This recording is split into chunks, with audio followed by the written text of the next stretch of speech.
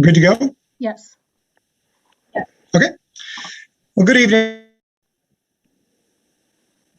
everybody. The time is now 7 o'clock, everybody, to the special planning commission meeting for Wednesday, April 21st, 2021. And if we could please have the clerk call roll. Mr. McLeister, Present. Mr. Dalpace, Present. Mr. Mahausen, Present. Mr. Sarah, Present. Mr. Volist,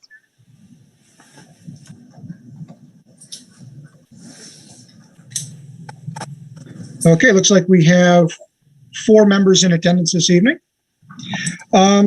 The next item up on the agenda before us will be the submittal of the February 3rd, 2021 meeting minutes.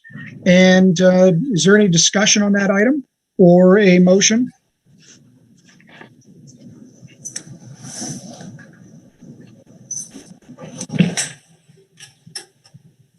I'll make a motion to approve. All right, we have Tom Sarah moving that the meeting minutes from February 3rd, 2021 be approved. Do we have a second? I'll second. Eric Delpace. All right, we have motion in a second. If we could please call the vote. Mr. Mahausen, Yes. Mr. Dalpace, Yes. Mr. Sarah, Yes. Mr. McLeister. Yes.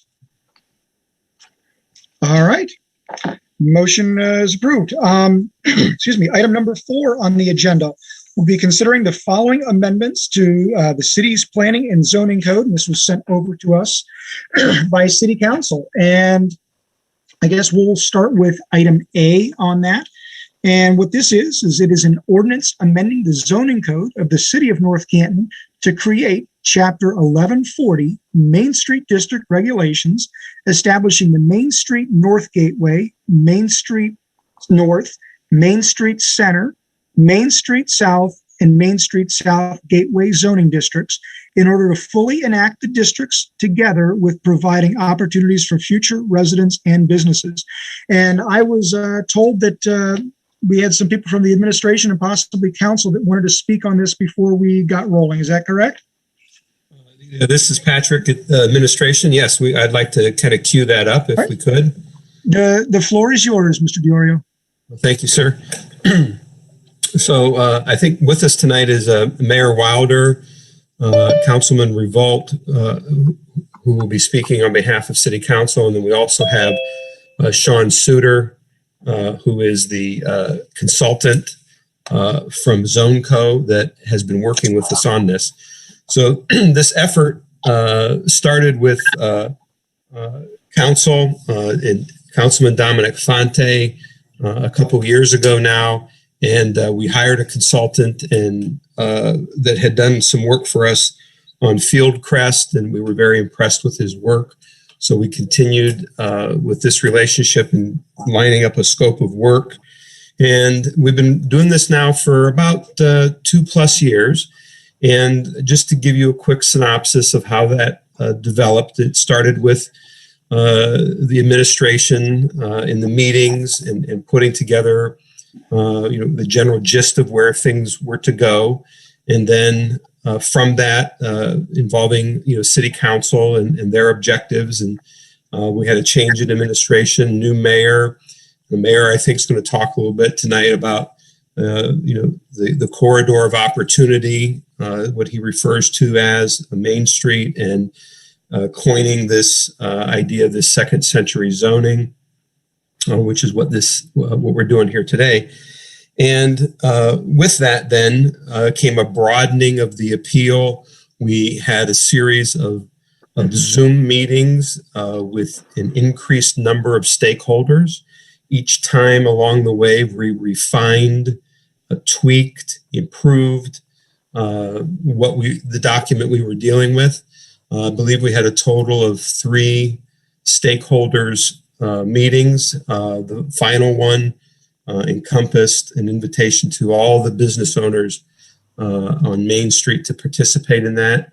Then we went back to City Council where they have just finished making some modifications and voting on various things there. So that kind of gives you the overview of how we got to where we are. And so I'd like to ask the mayor to speak, and then after he's finished, to allow Councilman Revolt, and then Mr. Chairman, if you wanted to allow Mr. Suter to make a presentation or provide his remarks, then we'd turn the floor back over to you. That'd be perfect. I think we should do it in just that order. That's great. And if we could, before the mayor speaks, could we just please mark it in the record that Member Volas has joined the call. So, Mr. Mayor, the floor is yours. Thank you very much, Jamie, and to the commission. Thank you for your time tonight. In your packet, you're seeing an application for a zoning amendment, and that was dated on 3/11 of 2021. And that synopsis pretty much explains my desire, or our desire as administration, and hopefully with, of course, with the support of council, that we're trying to, I think, bringing to fruition and to action a proposal on establishing new zoning districts along Main Street, and looking to repeal some of the Main Street Business District. And the focus, again, is prosperity and progress for the city. And as Mr. Diorio said, this has been a work in progress, and I think it will continue to be a work in progress. But the main focus here is trying to make, I think, our city a destination city. We want to give some energy and encouragement for small business, for pedestrian safety, traffic, on-street business approach for our businesses. And we've kind of coined a corridor of opportunity. And that's what I want, I believe a goal of North Canton would be, a corridor of opportunity. And with that comes some zoning reclarifications. And here we are in our second century of moving our city forward. I think this is a plan that will make us stronger and more appealing, not only to our residents, to our visitors, but attracting new business, having a sense of economic development for us, and creating some excitement and energy for our citizens and pedestrians and those who want a vibrant street economy. So I think the application before you is a short synopsis, and I appreciate the work that Sean Suter has afforded us. There's been wonderful input from council, and that, in a nutshell, that's what I'm trying to move forward for us. That this community, I think, is so open right now to becoming more prosperous and attractive for families and for business, and having an opportunity to increase some commercial space, some revenue, and just really making it more appealing to anybody who comes to our city. So, Mr. McLeister, that's kind of it in a nutshell. It's a direction for us. Progress is continuing. I understand, there's going to be some change here, but it's a change for the better. And I just think that this Main Street zoning for our North Canton second century is a plan for us, and it's a roadmap for us. So with that, I'll yield my time to our other council members and anybody on the commission to take a look at this, evaluate it, massage it. But I think it's something that's going to be a good plan for us, a nice roadmap, and maybe actually serve as a benchmark for us, not only for now, but maybe in 5 or over 10 years for our community. So thank you, Jamie. Thank you so much. I really appreciate the conversation, the discussion. With that, we'll throw it out to, I think, Daryl, you wanted to speak, correct? Yeah, thank you very much. This is Daryl Revolt. And I don't want to be redundant, but as Pat indicated, this document before you is the result of a fairly lengthy process. It actually goes back slightly preceding the 2012 master plan. You may recall that the participants of the plan recommended to City Council and the administration that the city do two things. Number one is create a vibrant, walkable Main Street. And the second was to maximize the limited commercial spaces on Main Street for the purpose of creating jobs and encouraging capital investment. As you all know, the city relies upon income tax and the schools rely upon property tax. And so we have woven into this document an effort to encourage the development of both. What makes this plan unique are a couple of elements. The first is we're kind of going back to the future. I think all of us envision, and if you look at the master plan, we envision an updated North Canton that existed prior to 1970. You know, the downtown square, I'm sure that many of you don't remember it, but I certainly do, given my advanced age, that it was alive. It had a department store, a diner, a movie theater, a couple of drugstores, and some restaurants. And in our efforts to modernize downtown, we lost all of that. And so we're trying to, in effect, recapture it to make our downtown and our Main Street the focal point of the economic focal point of our community. The second is this. This plan has been professionally drawn by a specialist who worked very closely with the administration and with council. This is a custom document. The current ordinance is really a cookie cutter. These were sold all across Ohio over the years. But the document we have before us, we believe, is tailored for our community. And I'm encouraged that we're off to a good start. I would certainly encourage your comments, even if they don't result in changes or amendments or recommendations tonight. I view this document as a living document, a living guideline. The mayor's referred to it. I think it's what we're going to see as development unfold over an extended period of time. I expect that we'll tweak it. And as council has heard me say often, I'm not afraid to try something because I can always go back and start over. And so I would encourage you tonight, as you look at this and evaluate it, to bear in mind again our goals: a vibrant, walkable community that maximizes very limited commercial space. So, Mr. McCleister, that's the summation of my comments.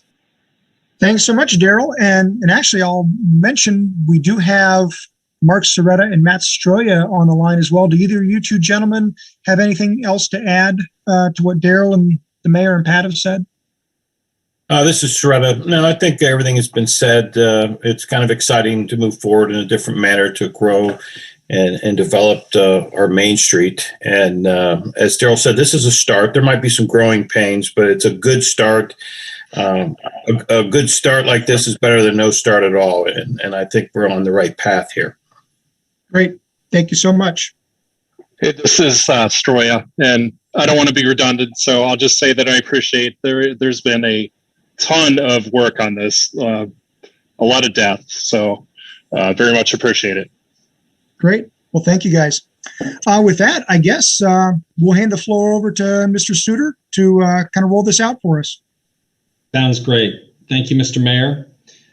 Thank you, Mr. Dario and Councilmember Revolt and Councilmember Sarita and Councilmember Stroya and everyone from the staff and the members of the Planning Commission. It's great to be here with you tonight. We're finally at this stage, and it has been a long work in progress, but that's, I think, what makes this a really good document is all the work that's been put into it. So thank you to everybody who's participated in so many different meetings, listening sessions, interviews, discussions about what we want to see for zoning on Main Street. One thing I want to say to follow up on Mr. Revolt or Councilmember Revolt's comment is this is tailored for your community, and I think I'm glad that comes through the document. It's not a cookie cutter. It's not a one size fits all. One size fits all zoning doesn't really get us where we want to be. It doesn't allow us to achieve the vision of the community. So it's custom tailored, every aspect of it, to the desired outcomes that the community wants to see, that the community envisions along its most important spine. And so I think that's a great comment. It is a living document. One of the really good things about this approach in creating these 5 new place-based districts is that it's not one big district. It's not a commercial business zone that applies in other places in the city. It is specific to Main Street and into the 5 segments of Main Street that are each unique in their own way. And so as you work with this document and as you see new development and investment coming into your community, you can absolutely tweak it, amend it, change it very easily by going into one of the districts. If something's not working in one of the segments, you can go in and you can make those changes, and it's not going to have unintended consequences or effects throughout the city. It's going to affect just that one area. So the approach that you're taking, I commend you for, and I'm really excited to see, personally for me and the kind of work I do, the fulfilling part of it is to see the change to the community, to the improvement to the community. So I can't wait to see Main Street in 5 years. I think you're really going to be able to see the fruits of this labor. So I congratulate you on that preemptively. Let me jump in here. If I can share my screen, which I think I can.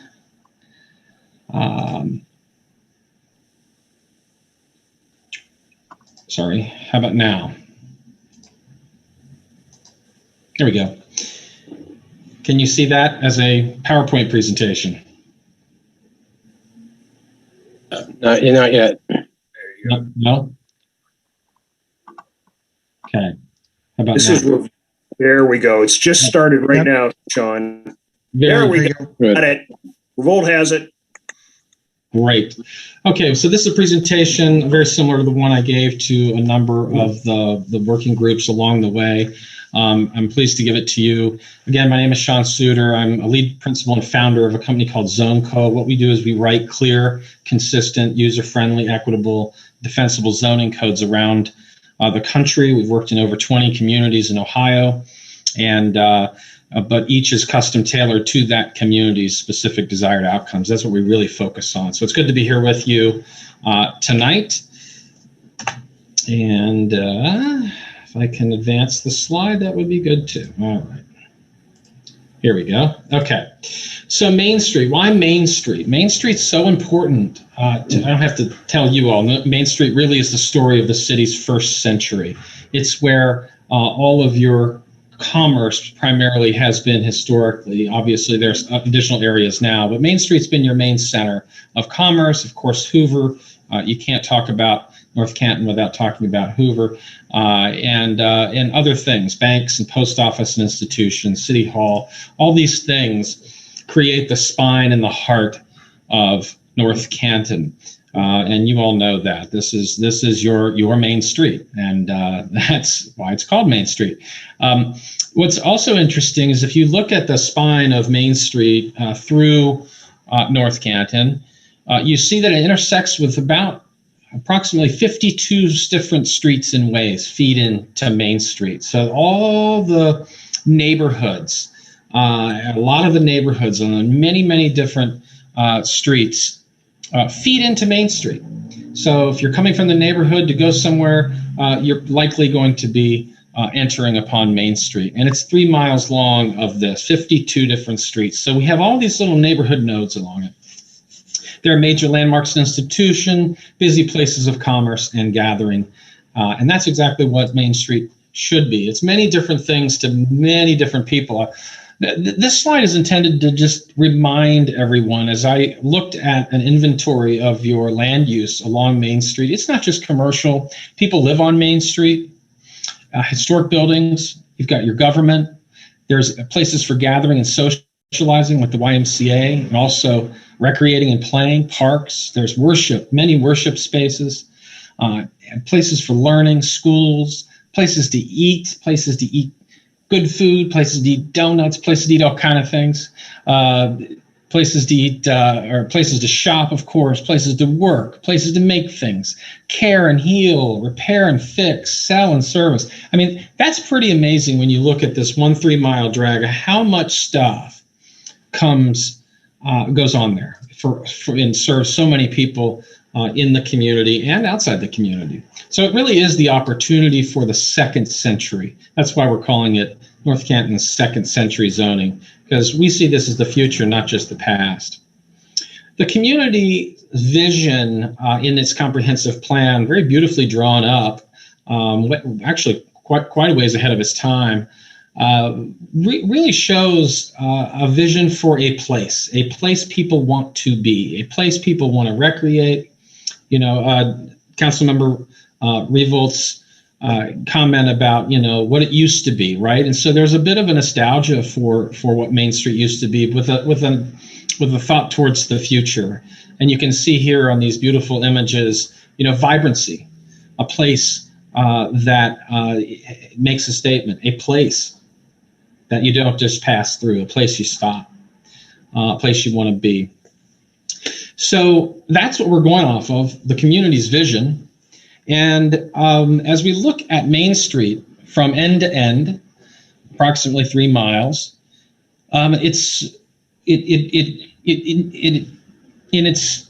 development patterns and its use combined, it breaks down into 5 different segments. We start at the center, obviously Main Street Center, that's your downtown. That's where City Hall is, you know, YMCA. You have businesses, restaurants, of course, Hoover and other institutions there. That's your center. That's your main and main. When you go north of that, you get into the Main Street North District. That's essentially what was kind of an auto-oriented corridor over time. It's sort of a mishmash of things going on there. And then north of that becomes much more auto-oriented. It's almost like you have, you know, if North Canton were a big city, you'd have your downtown, you'd have your area just outside and surrounding your downtown, then you'd have your suburbs. And that's kind of what the North Gateway would be. It's larger format type development up there, and more auto-oriented. Then you go south from Main Street Center, you got the Main Street South, which is fairly similar to the Main Street North. In makeup, kind of, again, lots of varied lot sizes, buildings, not in any one pattern. And then south of that is your gateway to the south, which is a lot different than the Main Street North Gateway. So coming in from Canton from the south, it is, again, a lot of varied lot sizes, different uses, some residential in the South Gateway. So it's more residential than really any other part of the Main Street. So that's how we broke it down. There was a lot of care put into exactly where these boundaries are. I can't pretend to have been part of that, because I don't know your city as well as Mr. Dorio and others, and Martin. And they have paid great attention to the exact boundaries. So if you have any questions about that, I would refer you to them. But just quickly, we'll go through Main Street Center. Here's a general, here's a map of where that is proposed to be located. And you can see those boundaries. Again, great care was taken to make sure, as things were included, things were not included didn't make sense. So again, we can talk more about that. Main Street District North, going north from the center. You can see on the right, by the way, just to clarify, the right is the proposed zoning district. The left just gives you an idea of the buildings. It's a figure ground, as they call it. So just a aerial showing you the buildings. You can see in the Main Street North, there's no great pattern there. It's just sort of how things have developed organically over time. Main Street South, same kind of thing. It's harder to see those buildings. They're like a yellow in that green, but you can see that again. It's very organic. There's no uniformity to the lots, placement of buildings, or use really in any of these districts, which is fine. And mixed use is good, but really no patterns there to speak of. And so on the right, that right I must have put the wrong one in there. Sorry about that. That is the Main Street North on the right. My apologies. I was throwing those in last minute. This is also Main Street North. So we'll have to get you an updated Main Street South map. Sorry about that. But the Main Street North Gateway is up where the Kmart, the Starbucks, you know the area, shopping centers again. This is an area certainly for opportunity for infill and development to take place. And so that's its own district. And this is the South Gateway coming up from Canton. And you can see again a lot of different types of lots and dimensions and things. So how are we handling the regulations? What we tried to do in the document is start with an introduction, tell you how to use this particular set of districts, go through what uses are permitted or conditionally permitted or not, you know, if they're not included, they're not permitted. I'll go through and talk about building placement, so important. Like I said, there's no rhyme or reason to the building placement. A lot of these buildings were built, you know, well before zoning even took place or was in effect or has have been built piecemeal over time. So building placement is important to make sure that we're creating that vibrant, walkable environment that the city desires. Density and building height, also important. Building design, some features there to make sure you're getting the look and the feel and the character of the development that you are looking for. And then site layout issues, parking, landscaping, and fences, we address those. And then, of course, signage, because this is a largely commercial corridor and signage is an important aspect of this. One unique feature of these regulations are the vertical use regulations. So taking into account that infill development to make it economically feasible, and a lot of times is going to want to be mixed use, is going to want to maybe be more than one story to take advantage of those development rights and create more investment along Main Street. So you might have a 2, 3, 4-story building. And then the question is, what makes sense on the first floor versus the whole building versus the upper floors? Because the programming in each of those parts of the building really impact the street level activity. So vertical use regulations along Main Street really makes sense if you think about Main Street rather than the traditional, what I would call horizontal use regulations or just whole building use regulations. Building placement, again, you know, not unlike what you have now, a lot of ways, front yard, side yard, rear yard setbacks, but really build to where should the building be placed relative to the right of way. That's what we care about. So principles of planning and urban design dictate that, you know, buildings closer to the street create more walkability. And so to the extent that we can avoid big parking fields in the front yards of properties and encourage activity, people activity, pedestrian activity on the streets, that's going to make for ultimately over time a more walkable environment. Building design we talked about, there's a section on building character, and there are standards, you know, what types of materials are appropriate or do we desire to create that character we're looking for along Main Street. Other design standards as well. And that is all I have. The document, you have the document which has been put into your code format. And so any questions I'm happy to answer and appreciate your time and attention. Thank you. Fantastic. Thank you so very much for walking us through that. I don't know if now would be an appropriate time for maybe the council clerk. I guess there were some changes that I understand. Maybe we could talk about those in case that alleviates any questions that any of the members of the commission might have. Of course. Thanks, Ben. If you give me one moment, I will hold them up so hopefully you all can see them.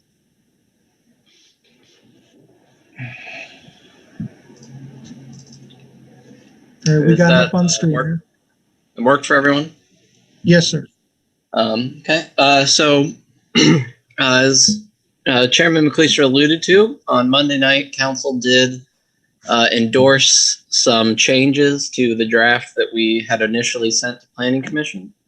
And as a caveat to that, I would say that this hasn't left Council's committees yet, so it is still very much in the drafting phase on Council's side as well. So just to run through the changes, at least for item A here real quick. On the schedule of uses, Council suggested allowing administrative, medical, business, and professional offices to be first floor uses as well as upper floor uses. They were originally just upper floor. We wanted to permit libraries in Main Street Center, where our current wonderful North Canton Library is. In parking, we eliminated the bicycle parking requirement.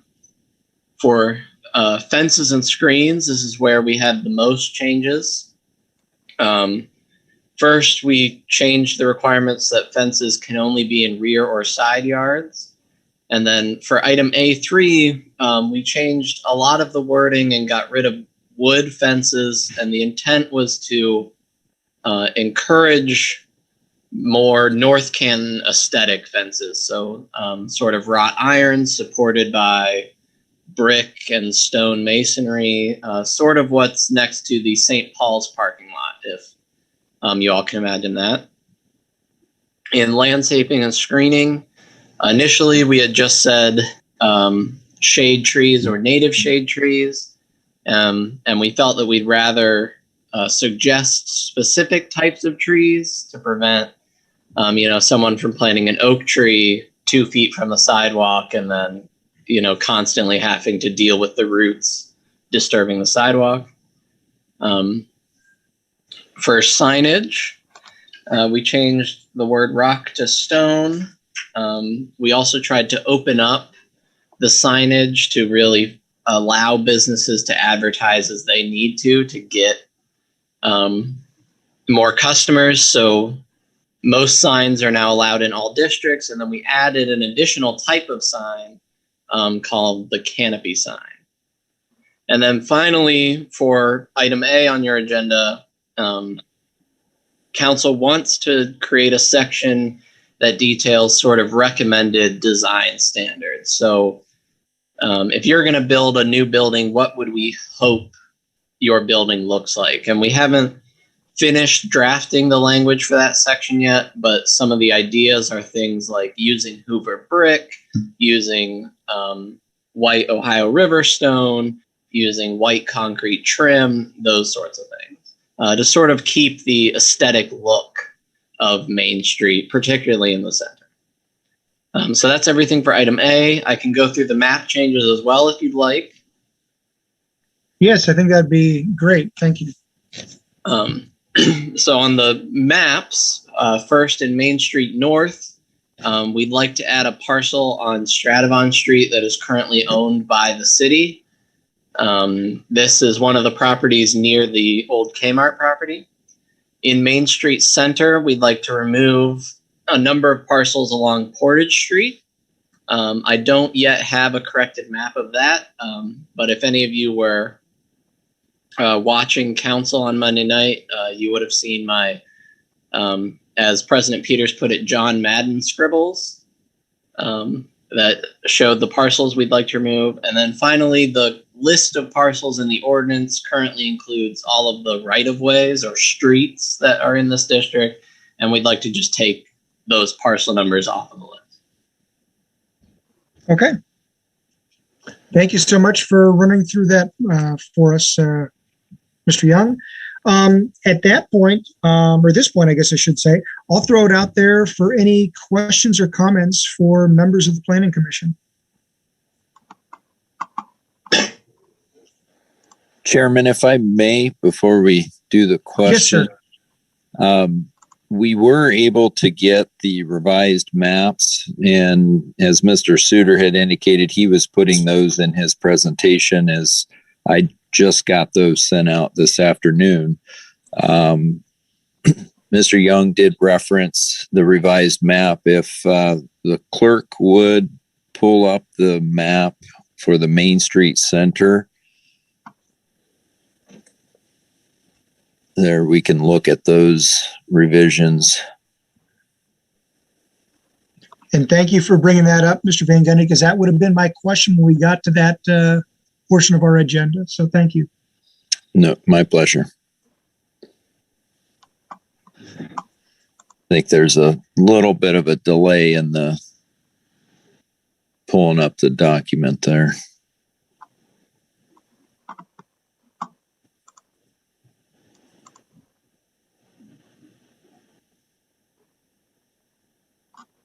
Must be a big file. Some of these were. So it looks like the map that's highlighted is Main Street South. Not sure if that's the one that's going to open here.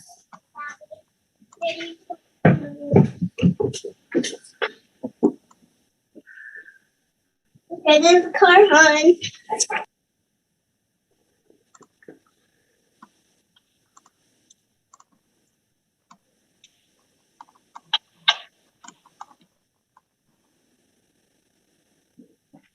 Is this the right one, Marty? That is, yep.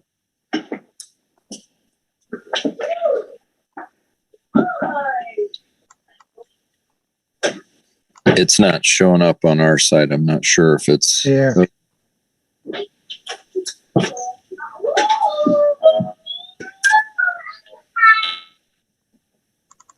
There we go. Can you see it now? Now we've got it. Okay, so the revision to this map is the gray parcels along Portage. You see the school property that fronts Charlotte. There's a strip of parcels there, and then across the street, those parcels were removed from the Main Street. The second century zoning. Okay, perfect. And I think that was the only change there along, or for that portion. Then was there the Main Street Gateway North? There's that lot for, was it on Stratavon? Yes. I think I know which lot it is, but just for clarification's sake, do you have that map as well? That map is included in that folder. We can go to that one next. Okay, that'd be perfect. Which one do you want me to pull up, Marty? I'm sorry. The Main Street North Gateway.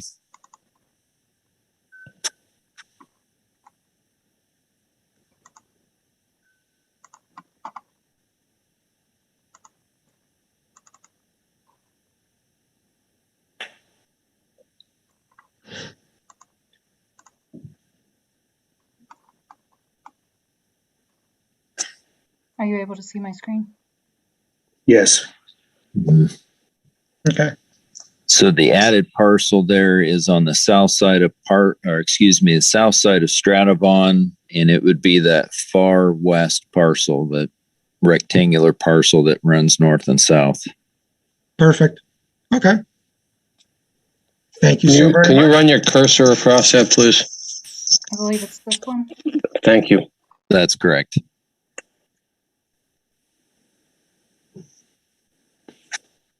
All right. Was there anything else you wanted to show us on the maps, or anything else you needed to go over, Mr. Van Gundy?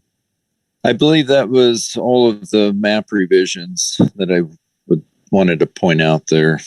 Okay. Well, perfect. Well, at this point, I'll throw it out to any member of the Planning Commission that has any questions or comments. Yeah, this is Tom Sarah.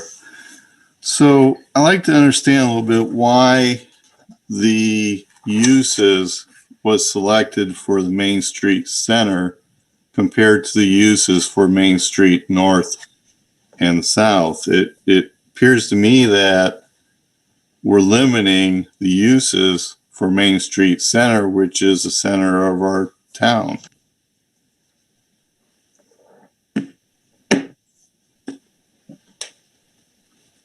So that may be an answer from multiple participants in the team here.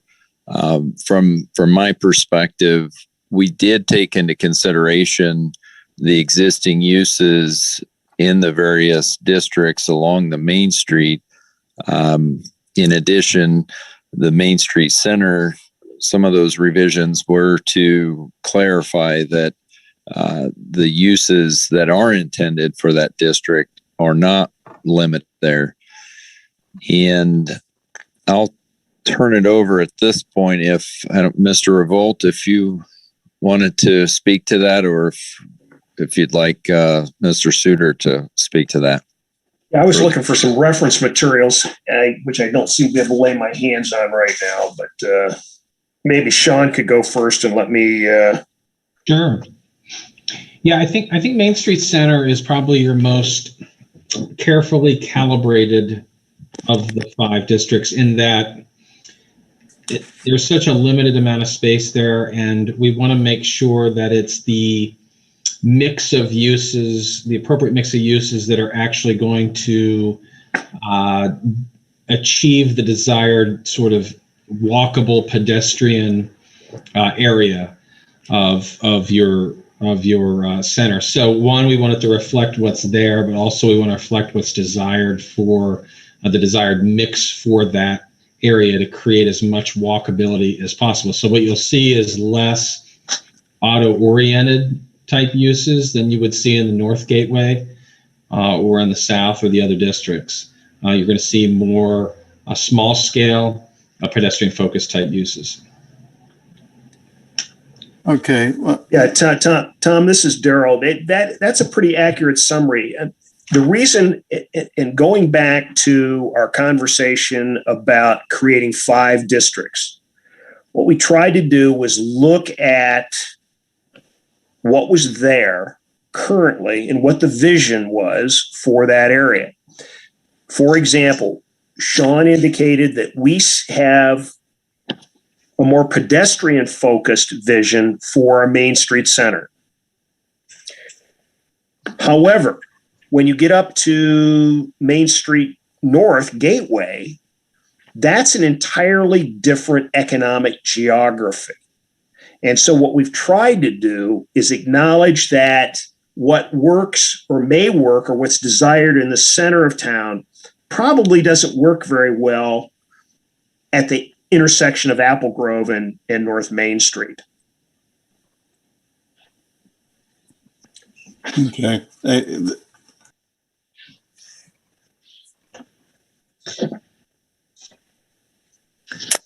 Mr. Sarah, did that answer your question? I wish we had, Jamie, and I apologize. Do we have Sean's, do we have his document in the hands of the Planning Commission? Not the actual zoning ordinances it's written, the codification, but in effect, what I would call the report that captures all of this. Does the Planning Commission have that? I don't. Okay, this would be the Main Street District zoning for the 2nd century public review draft. There we go. There it is. Oh, that. Oh, yeah. Yeah. Okay. Okay. Yeah, I think if you look at the document, Tom, it really kind of suggests that we see a distinction between the 2 areas, and we're going to acknowledge that. Again, what we may want to encourage in the center of the town may not be workable for a variety of reasons in the north, may not be practical, particularly given the fact that it's newer and those property uses are probably going to stay in place for a considerable period of time yet.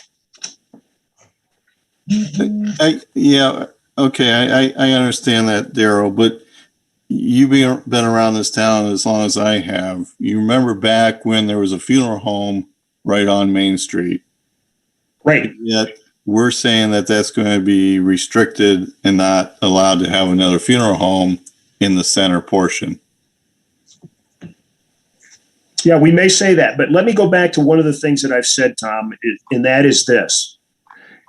if we've omitted something or we need to change it, we can. I don't regard this as a document carved in stone. I think we're going to change it as circumstances require in good judgment. There are things that we have removed from these documents that frankly aren't in the economic interest of the city. No, I respect that. I'm glad to hear that the city council wanted to add back in offices, businesses, and professional use in the center of town. My fear is, and I know city council and a lot of people have spent a lot of time, and I think that's a good thing that this time's been put together. But I don't want to end up seeing the center of our town being empty because we restricted so many uses for the center of our town, and all the business go to the outer ends of our town. Well, Tom, I'd like to address that. This is Patrick. And hey, I think that the money has already voted on that, Tom. Capital is not being reinvested in the center of town. They're going to where the traffic patterns are. So I don't feel that anything that we're doing here is making it worse. I think it's trying to make it better. As far as a funeral, you bring up the idea of the funeral home and restricting its use from the center of town. I think that in all practical purposes, you couldn't locate one in the center district. You have one on South Main Street, down in the Main Street South or South Gateway. But, when you think about that, taking something like the Reed Funeral Home and acquiring the acreage and the parking and the drive in and out, the traffic effect on that, and putting it in the Main Street Center wouldn't work anyway. And no one's going to really try to cobble parcels together to do that. The bigger lots are north in the North Gateway area.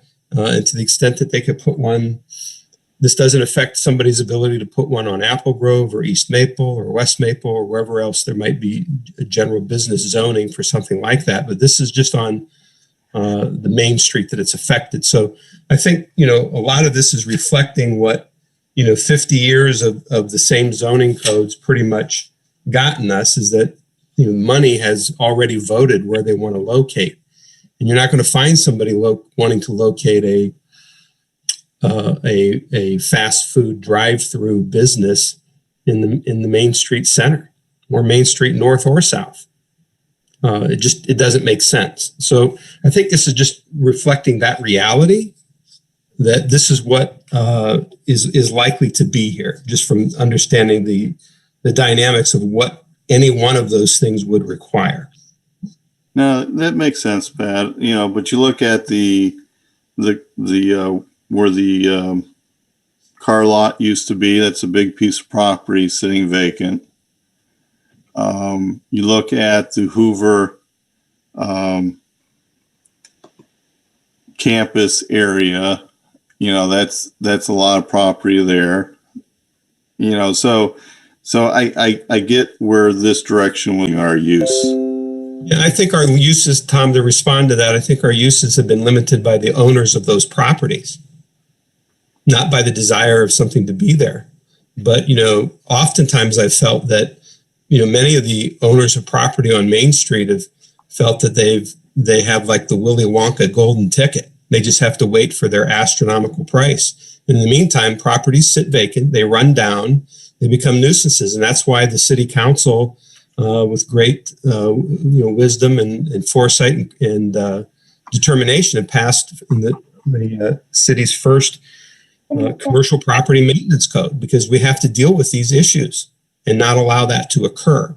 So I think you'll start to see changes with that. But there's too many parcels. I know you picked those two, but there are others, as you know, that had the same. And if somebody doesn't want to sell it because they're not going to get their $1 million price, being completely unreasonable, unrealistic, it will sit there. It's not because somebody couldn't have bought the corner of Charlotte and Main and thought of a great thing to put there, but I understand. It's always location, as the city grows, that's another growth area for the city. So I understand. One of the other questions I have was the site layout for parking. We show that the number of curb cuts on page 12 of this, we show that there's only one allowed for a lot of the, for Main Street Center, Main Street North, Main Street South. And I didn't know why we were limiting the number of curb cuts in those areas.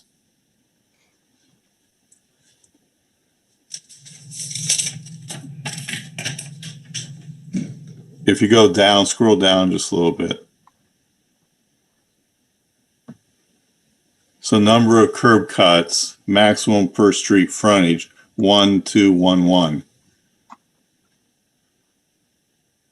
So I can jump in on that. The number of curb cuts are important because that's the disruption to the pedestrian flow, right? So if we're trying to create, generally speaking, if we're trying to create a pedestrian-friendly environment, the fewer auto pedestrian conflicts that you have, so the fewer cars pulling in and out of a curb to disrupt your walking, the better. And so that's what that's aiming for, is to reduce the number of curb cuts so you don't have all these pedestrian auto conflicts in those areas, only in which we want to focus on walkability. That'd be the north, south, and the Main Street Center. Okay. Well, again, if someone wants to develop a large parcel or parcels, plural, you may, I guess then that would be looked at of if you're combining 3 or 4 parcels and you want to have 2 curb cuts, it looks like we're restricted to only 1 in the center and north and south. Am I reading that right? Yes, per frontage, that's correct. So, and that's something that could be varied, I guess, depending on the circumstances. Okay. The other thing on page 18, when we talk about monument signs, and we look at the very top of that, I'm sorry that you were there. There you go. So go down to the table. So we're seeing that we're not permitting a monument sign in the center. But yet, if we have a major company that wants to locate in the center part, they may want their company monument sign on Main Street, but we're not going to permit it. Is there an explanation why? I mean, right now we got monument signs, and this kind of goes with monument signs and also freestanding signs. We're not permitting it. I mean, we got monument signs up and down Main Street right now. Right. So I can address that one from a planning principle standpoint and what we're trying to accomplish in the Main Street Center. Again, monument signs tend to be oriented towards automotive uses or automobile focused travel. So in these districts, think of a small town center. You don't see a lot of monument signs. What you see are building signs. We see projecting signs from the building because they're at a more pedestrian scale. They're oriented towards the pedestrian rather than the car. And so that's so what you'll see, generally speaking, I think to your questions, and you'll see throughout this document, is that the Main Street Center is intended, we are trying to create a pedestrian-focused place. And auto-focused would be subordinate to the pedestrian focus. And in the north and south, trying also to create a more of a pedestrian focus, whereas the gateways are a bit more auto-oriented. So we're trying to be intentional about that. And signage is one of those things that does have different orientations depending on the type of signage. I can understand that, but when we have the Hoover district and we have what used to be a car lot in this district of Main Street Center, how are we going to attract these companies to come if they can't put proper signage with a monument sign in front of their building?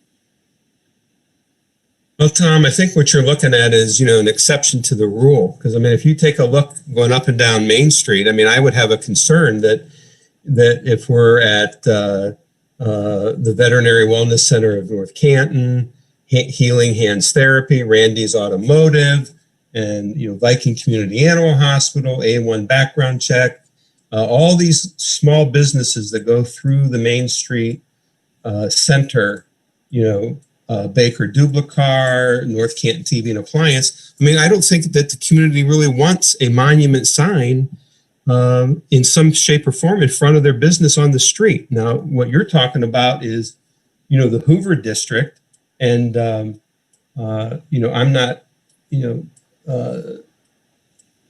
so sure that that what we have there doesn't work. You look at all the businesses that are on East Maple Street, and they have signage on the building. But do they need to have a monument sign too? I think this is what the community is just making this choice is we want to allow business to have the flexibility to let you know that they're there. But if there's a business like that that's going into the Hoover District complex, they certainly can put something on the side of the building that can be seen, from Main Street. Per se. Pat and Tom, would there a setback kind of solve that a little bit? Maybe farther back? We don't have a lot of setback, but if there was grounds to go back farther, so it would not impede into a driving issue or an auto issue, that might be a great something. idea.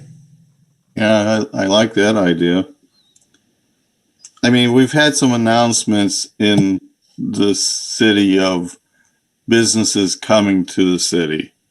So,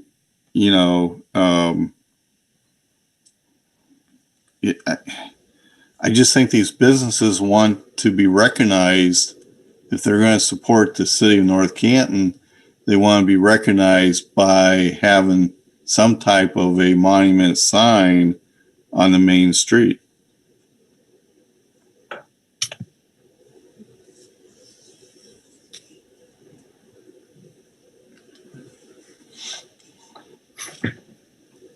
This is an open book here. We can change anything. That's where we are. So if there's, let's Mark. This is Daryl.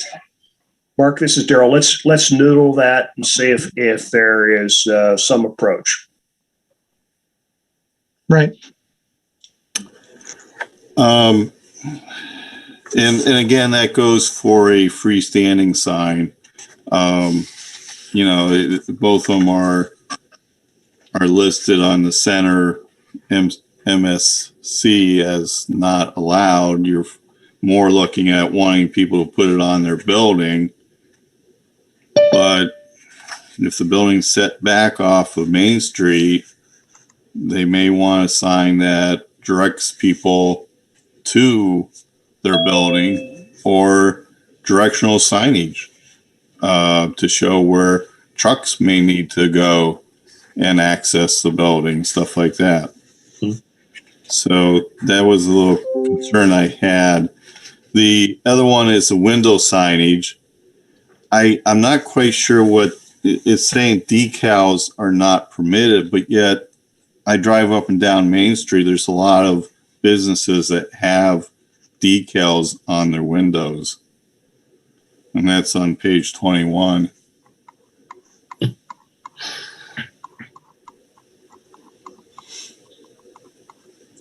So if a new business, there you go. If a new business comes in to town, if I'm reading this right, and you're in the center district, you're saying that they're not allowed to put any decals on. Well, in any of the districts. But I'm not quite sure what decals really stands for. And I think you make a good point, because, if you're looking on page 21, the examples given for window signs, they would appear to be decals to me too. So that was actually a question that I had as well. Well, I think we had, somebody's going to have to help me, either Ben or Daryl or Mark, but I thought we had, I think what we're looking at here is, this document that you're looking at was produced prior to the last revisions that City Council had done, and that through some of our last work sessions. And my recollection was we had a conversation about these decals, and that I thought that we changed it. Mark, go ahead. Yeah, we did. We had a long conversation because there might be a sign out front that says Dr. John is in this strip mall, but if you don't actually see on his door that that's Dr. John, where do you know where to go to enter? So I thought we thought that it was going to be fine to put window things on there. We had a good conversation about that, and that's just something that might have slipped through. Well, it might be in the actual ordinance document as opposed to this PowerPoint, but yeah, to Tom and to Jamie, it will be permitted in all the districts. We did make a change to window signs to change them to be permitted in all districts, but we didn't remove that phrase, window signs may not be decals. So I think, if Marty or Sean could define decal, that might be the key missing piece here.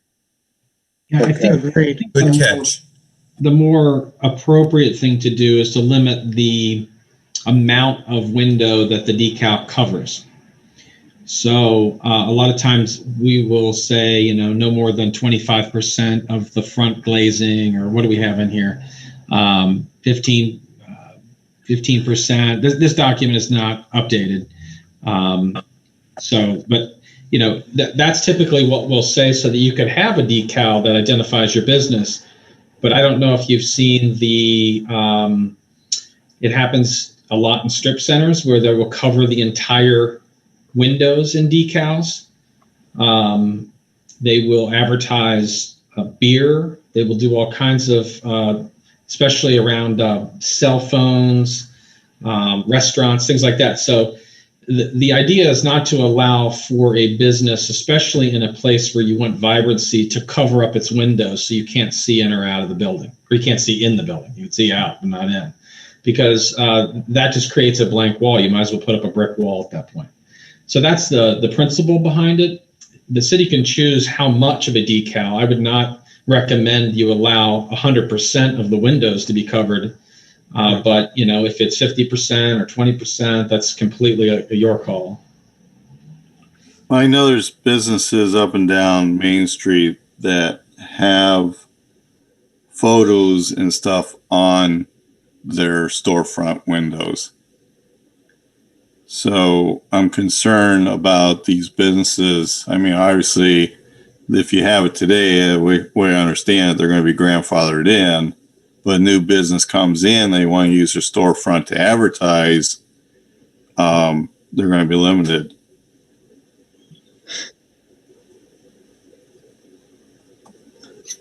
All right. Mr. Sayre, did you have any other questions or comments? Yeah, the last one I have is on page 24.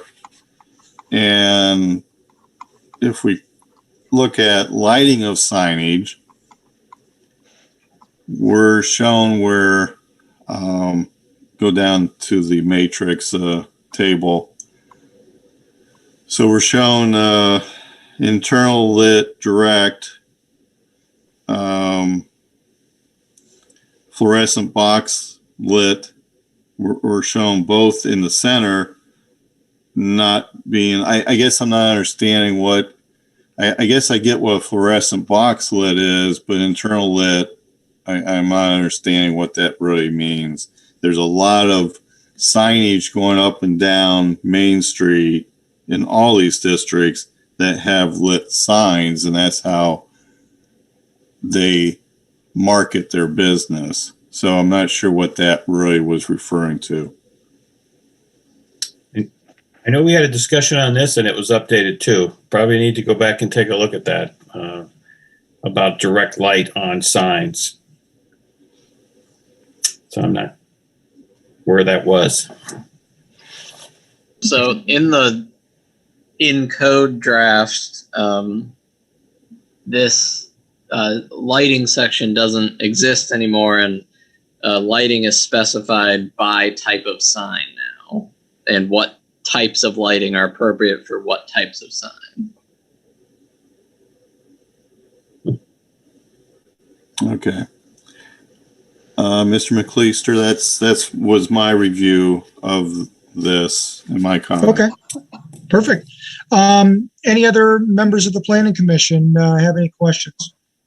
This is Brian Mahalson. I've got a question on the elimination of the bicycle parking requirement that was identified as removed from the codified ordinances. Just further explanation.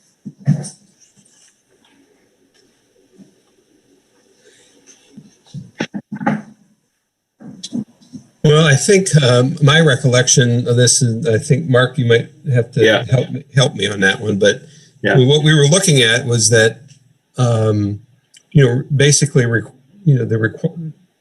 didn't want to institute a requirement that practically every business have to have bicycle racks available for their clientele, when in fact we don't even have any bicycle traffic. We don't have bicycle lanes in the streets. That's what I was getting at. Yeah. So okay, it didn't seem to make it, as we got through it, it didn't seem to make sense to make that in there. Mark, you want to? Yeah. No, that was exactly the original document. And I don't know if you guys are looking at the very original document. If you have the very original document, you need to look at our changes. And for all of us, we probably should apologize for sending you this after we've already made changes. But in the original document, it had like parking or bicycle parking, like a plethora.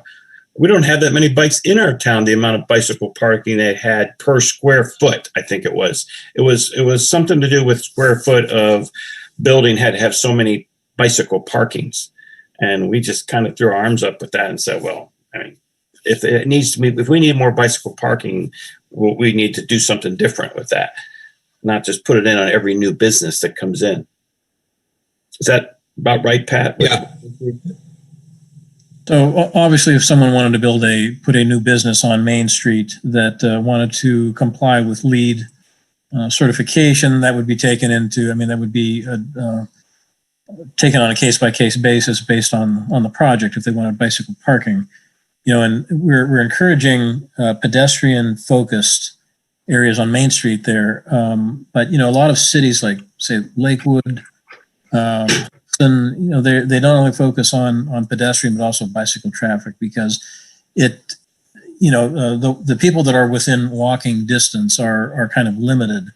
But without bicycle lanes, I understand the point, and we're kind of bound by the rights of way that are currently established. So okay, I understand it. Okay. Was that all you had, Mr. Mahousen? Yes, and I did see. Well, one other thing, I did see.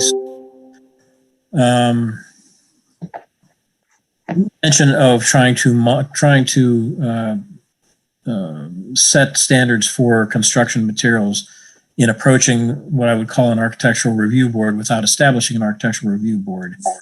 And my concern there is just with identifying materials that we're not allowing certain modern materials and designs into that, but we're restricting by material types. This is Eric Delpez. That was one of the items I was going to bring up as well. So I'm glad Brian brought it up. Because there's lots of new materials that are made to look like old materials. So I think it needs to be very careful in defining materials versus defining a style. Because no building owner is going to put wood on their building. No architect is going to specify that nowadays. They're going to specify a cement board that looks like wood, or something similar. So I think you have to be very careful with describing materials versus describing styles and intent. I'll take on that because I'm the one that kind of led that. When you look at our town, especially the center of town, we have somewhat of a theme, and we'd like to continue that. So these are suggestions. This is, and we should even start looking at more of a review board, in my opinion. But do we want an orange building right next to the YMCA? Do we with lighted, glowing stone? Do we want that? And if we don't want that, now's the time that we need to sit down and say, listen, these are our suggestions to put in this part of town. And in some cases, we can incentivize you to do these things. And we haven't got that far yet. But this is something we should start looking at if we want to maintain a theme. If you start looking at our downtown now, and you guys know this, I'm preaching to the choir here. You got City Hall, which is completely different from the theme that was created in this town.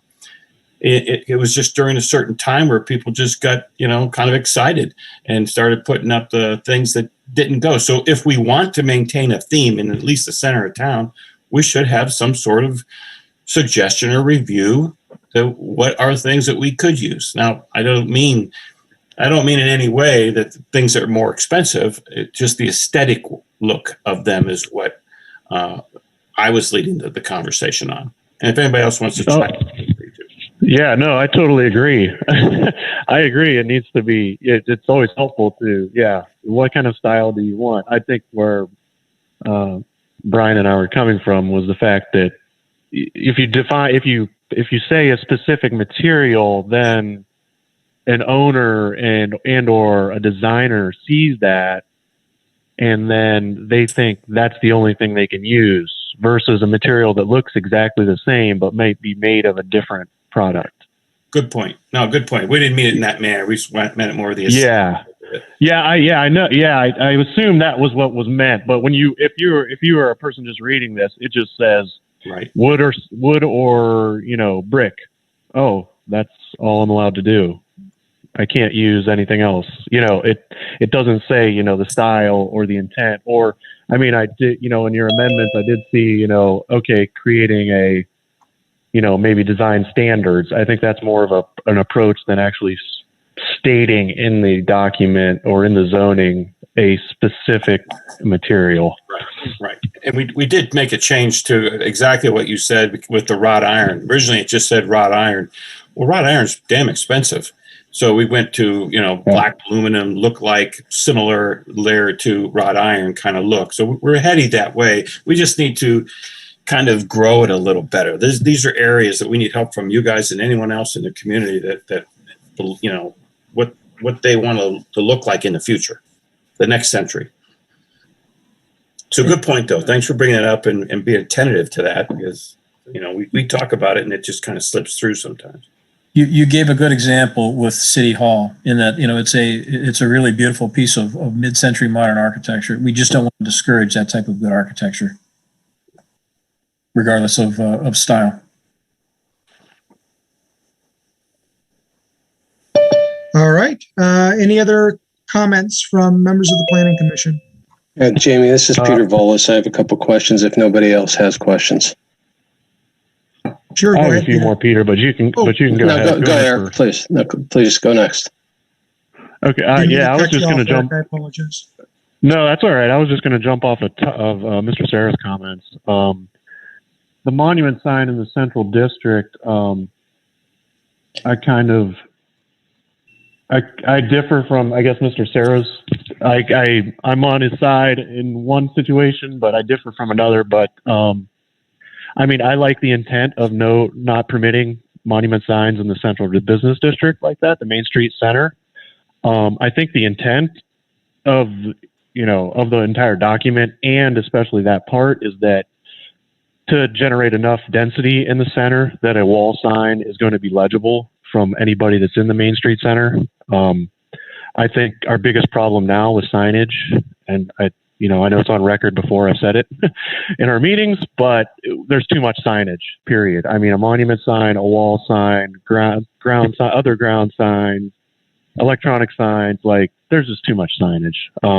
So I do appreciate the intent of this, but I do, from Mr. Serra's point of view, like if a large business wants to come in and say, if Amazon or somebody, a business like that, something that's too good to be true, wants to come into a building downtown or build a new building downtown, should we have that as conditional versus not permitted just in that case? Or are we going to say to that business, you can just go for, a zoning variance? I mean, I'm okay if we're going to say to them, go get a variance, and then, our zoning committee can make that decision based off of, what that company is or what they're going to bring to the community. So I think the intent I think here is good. I'm just wondering, in those special cases, should it be conditional or should it be a variance when it comes to like a monument sign? And then the same thing, I know Mr. Serra mentioned, like directional signage for a large user. I assume that directional signage would fall under like the freestanding sign. So maybe if we're not going to permit a monument sign in Main Street Center, then maybe under Main Street Center for freestanding sign, that should be conditional in the event that they would need some sort of directional signage for visitors, employees, shipping, receiving, whatever it may be.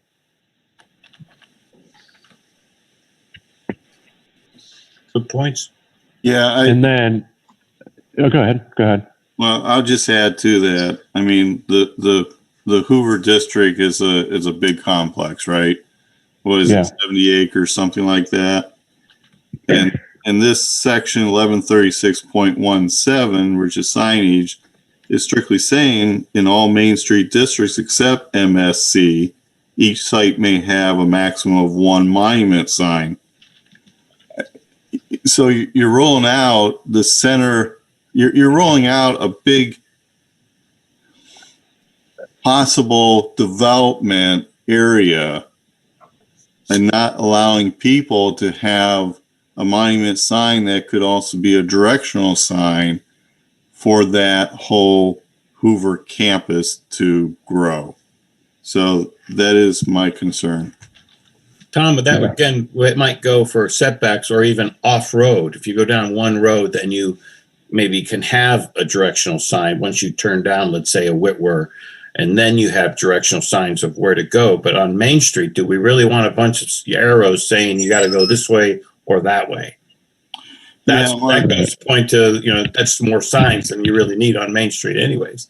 No, I agree, Mark, but when you're trying to get truck drivers and stuff locate a business, it's the only way you can do is with directional signs. So that concerns me. Yeah, I see your point. And Mr. Delpez. No, I got a few more. Sorry, I don't want to. This is all good. Good discussion. Sticking with signage, like I'd mentioned, the amounts, I think now we have too much. I think this does sort of reduce that. I guess I would just throw it out there to, I think a reduction in signage would be good, especially if we're trying to promote a more pedestrian friendly environment, and a better looking environment. I hear a lot of concern, and I see a lot of concern in this document, like trying to improve the aesthetics. And I think one way of going about that is signage. And along with that, the electronic message board signage, I was scrolling down to that section. I see, in the Main Street Center, we're still allowing the electronic message board signage. To me, I would think that would be a non-permitted or a conditional in the Main Street Center. Nothing, I guess, drives me more insane with signage than electronic message boards in a downtown area. Yeah. when you're trying to make it pedestrian friendly. And also, I mean, if you're trying to make an environment more pedestrian friendly, an electronic message board sign is meant for a vehicular use. It's meant to catch the attention of someone driving by. Yeah, that's a really good point. And we did notice something on there, but if I'm not mistaken, and maybe Sean or Daryl can correct me on that, the signs can only be 8 feet tall and so many square feet. And you're only allowed, like, I believe it's 25% of that sign to be electronic. That leaves like a 3 foot by something foot, if I'm not mistaken. Maybe you got to take a look at that. I don't have it in front of me right now. Yeah, I'm looking But it was a very, very small area that you can put an electronic sign on there. And I don't have a problem just eliminating it completely, to be honest with you. But when we looked at that, I think we had that discussion. But maybe I don't have it in front of me. It's 25%, Mark. Okay, of an 8 foot tall sign by that's what it says. The monument signs are permitted to be a total of 36 square feet. So 25% of that would be 9 square feet. Yeah. Okay. Yeah. So that's something we can look at. I totally agree. In the main street, why do we need that main district? Yeah, I'm just thinking in the central district there, Main Street Center. I don't think council, I'm not speaking for all of them. Matt's here, Daryl's here. I don't know what your thoughts on it, but that's why we're running it by you. We should run it by as many people as possible. This is Troy. I'd be okay with eliminating it.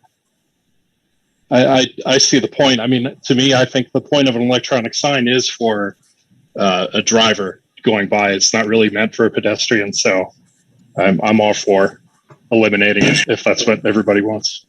I agree. And then back to the other point Mr. Sarah first brought up, the permitted uses. Sorry, I'm just scrolling down to that table here. Let me make a comment on that too, because I was going to make that same thing when he mentioned the funeral home. I thought of Carlos immediately. It was downtown, it was everything, but we are different right now, and this whole thing gives us an opportunity to put in what we want where we want, because we surely don't want a car wash or a used store at the Spitzer property. I think we all can agree with that. This kind of gives us, some latitude about where we want things in certain parts of town. Things that are job friendly, of course, some pedestrian community support facility kind of thing. So I was going to mention that too before. So I just wanted to get that out with what he had mentioned about that. And that's kind of, this idea that dragged me. I thought it was very controlling at first, but then I started reading more about it and I could see the point of what we want to be in the future. Yeah, I agree. I mean, I understand. Yeah, I think the direction here is really good. I guess I was, as Mr. Sarah was bringing it up, I was looking through the table and a couple of them just jumped out at me. Like hotel or motel, where we were saying not permitted in the Main Street Center. I mean, I don't think, I think something that could be a benefit to Main Street Center is like a small boutique hotel. And we're, hamstringing ourselves with that by saying not permitted. Should something like that be conditional in those areas so that it can be reviewed and considered? Because every good downtown has a good downtown hotel. So that was one that jumped off the table. This is Patrick. I think you're right. Every good downtown may have a good hotel, but not every downtown can support a hotel. And I think, understood. I'm just saying, let's say this grows. Let's say downtown grows and we have a lot of mixed use and we have a lot of activity and it becomes a destination. Then we have nowhere for those people to stay in the downtown. Well, I think that goes to the point at the beginning that this is a living, breathing document. Absolutely. We back at that point and direct it. But I don't think that we should keep it all open, all encompassing for a future that may or may not occur. We can address that when we get there. If that's the path that North Canton develops, and we certainly hope so. And if it does, great. Then we can address it. Whoever's in charge, whoever's around at that time can amend this document. Now, that's very good questions, because part of the Hoover District could become a hotel sometime, right? I mean, Yeah, right. area. Well, and I guess, so my question then becomes, okay, we're going to amend this document. What process does that take? You know, if it's conditional, it goes to a meeting and it can get approved after review by planning and council or whoever.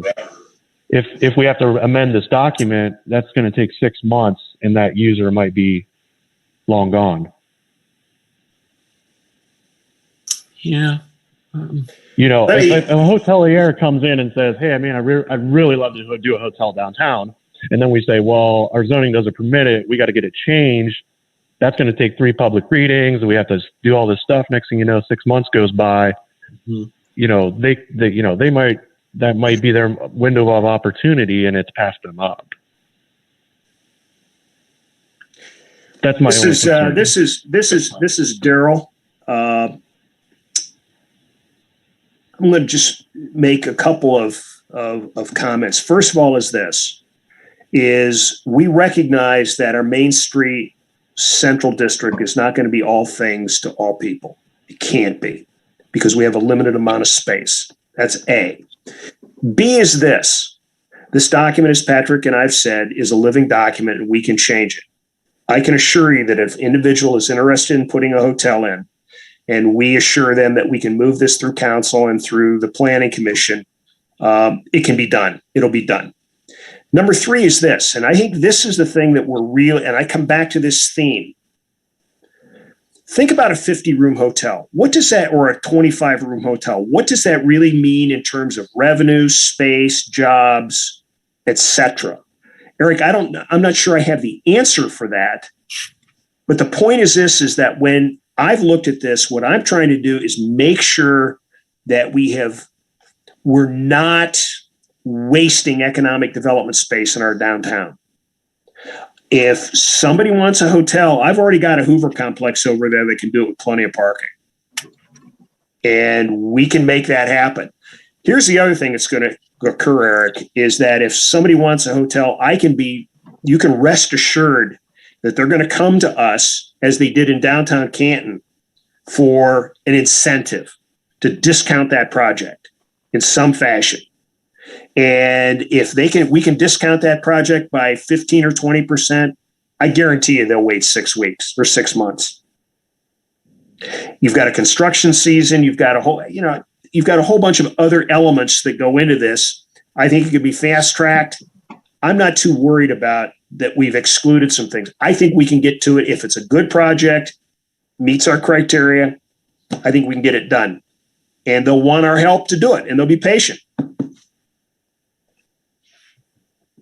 Okay. Oh, yeah, all good points. And I think when this all occurred, we did have a discussion about, I think that came up, and then we started thinking, how many people actually work at a hotel? How much Not many. Did the actual, how many, you have maid services and all that. And I think it just kind of got left out like that. And I again, we could change this thing, and hopefully the future of our councils, our administration and planning allows this stuff before 6 months. That's ridiculous that goes 6 months without this kind of thing. That's where we need to possibly make some changes right there. Oh, I agree. I just know I've just been on the side of trying to get those things passed. Well, in plenty of places, and it can turn into that. Those timelines very quickly. Well, very slowly is actually the phrase to use. But. Yep. Yeah, Eric. Here's the other thing I would tell you is this: if it's a good project, and this community can't get it through, it doesn't deserve the project. It's just that simple. If it's a good project, it'll move. Yeah. If it's not a good project, it won't, unfortunately. But, it's why it's incumbent upon we have a good council, a good administration, a good planning commission. I mean, these are great questions tonight, great suggestions, great observations. I'm sure, for example, that many of Tom's comments are shaped by his professional experience. Those are the kind of things that make the place work at the end of the day. And again, if it's a good project, This community should bend over backwards at lightning speed to make it happen. And the council and the planning commission should support it. Yeah. And if they don't, then they're accountable to the voters. Great. Thanks for the follow-up on that, Daryl. And Eric, did you have any other questions or comments? No, I was just going to reiterate the about the style of the building and materials. You know, we just have to be very careful with how that gets described. And I think the best way, like you had mentioned in the revisions portion, is coming up with examples would be a great way to do it. But we just got to be careful not to limit that too much, because you know, we write these things and then a few years later some material comes out and then everyone's confused on whether it should be permitted or not when it looks exactly the same, just because in some code it says exactly what it should be, you know. So we're going to suggest aesthetically similar, not more so. Right. I totally agree. Yep. Okay. Yeah. Hey, Mark, this is Daryl. Ben, have you been able to capture some of these notes for internal review? Well, there'll be some minutes where he can go back. We have it transcribed with the doing my best. Okay. Yeah. All right. Very good. Okay. So we've got an assignment then. All right. Great. All right. I think, Mr. Volas, you had some items you had questions about, correct? Yes, I do. First of all, congratulations on this report. It's nice to see it get to this point. Couple questions. Has there any consideration for the edges of each district as they may blend together in the future? Pete, this is Daryl. I would say that, at least in the conversations I've had, it hasn't been discussed. But remember, this is a map that can be amended and changed, just like we're doing tonight to remove the properties along Portage. We can make the edges shift if need be. Yeah. Yeah, there's no hurry to this. We need to get it right, not just rush into this. And I think we're taking that path. We want to get by as many decision makers like yourselves as possible and come back to us and look at it again.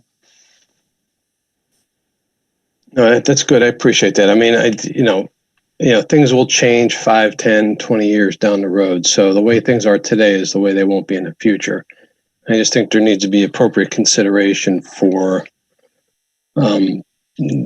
development paths, or how traffic changes or how usage changes, or even, buildings are going to age as well and may become obsolete over time. So I just know that appropriate consideration needs to happen for the edges of these districts, even though they're so well defined.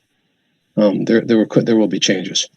Pete, to your point, we're removing these properties along Portage, but when you look at those homes, there may come a point at which they're at the end of their sort of service life, if you will. And if a developer would come in and consolidate lots, the developer could ask to be included in the Main Street district.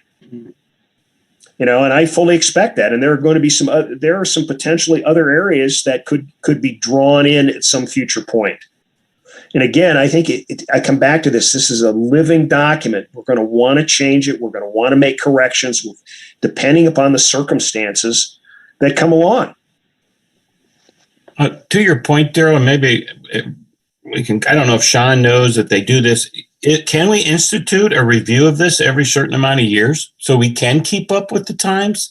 Because, that's part of the issue, I think, over the years, is that we just stayed and we didn't change. And I think, what Peter said there makes a lot of sense. Let's stay with what's going on, but let's, make sure that we're staying where we want to be. So maybe a review. I mean, this thing is put out very nicely. It's got color, it's got NPs, PCs, all that stuff. Maybe we need to look at this thing and set in stone, like a charter review we do. We have it in there. This, program gets reviewed every, 5 years, 3 to 5 years, something like that. Well, Mark, to your point, That should come from city council. That's how it got here tonight. City council can, set a rule that they bring this up before city council and have a discussion about referring it to the planning commission for review again. Mhm. Mark, to your point, one of the things we've tried to do over the last couple of years is take that 2012 master plan and review it. We had Ben go back and look at, you and I kind of went through it back in 18. Ben did a more formal review again in this last year. The mayor's working on a new master plan. So to your point is that maybe every decade when you look at your master plan, you look at this because they go hand in hand. This is really one of the components of your master plan is what you're zoning. A decade might be a little too long, though. Well, you can.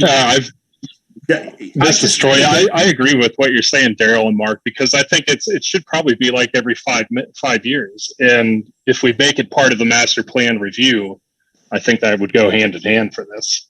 Absolutely. Good idea. I would definitely agree. I think that's a great practice. I don't see it in most Ohio communities. There are some states that require it every so often as part of the comprehensive plan review, but not Ohio. Ohio doesn't even require a comprehensive plan at all. So it's really up to the community. And if that's something that you think would be beneficial, I would absolutely recommend it, because we write zoning codes all over, and what we find is they're usually 40, 50, 60 years old. Mm-hmm. You get to them, and I try to remind people by showing them what the world was like 60 years ago when these laws were written, and it kind of opens people's eyes to say, wow, yeah, we're not reflecting what's going on in the world today and tomorrow. So great suggestion. All right, Mr. Polis. Got one more question, Jamie. I'm sorry. No problem. The opening comments talked about attracting and retaining businesses to the Main Street area. And that implies to me about competitiveness of North Canton to other cities in the county, in the region, and in the state. What sort of financial incentives from the government will appropriately complement this plan once it's adopted? I'd like to hear not only from the city council and the administration, but also from Mr. Suter based on his experiences at other locations across the country.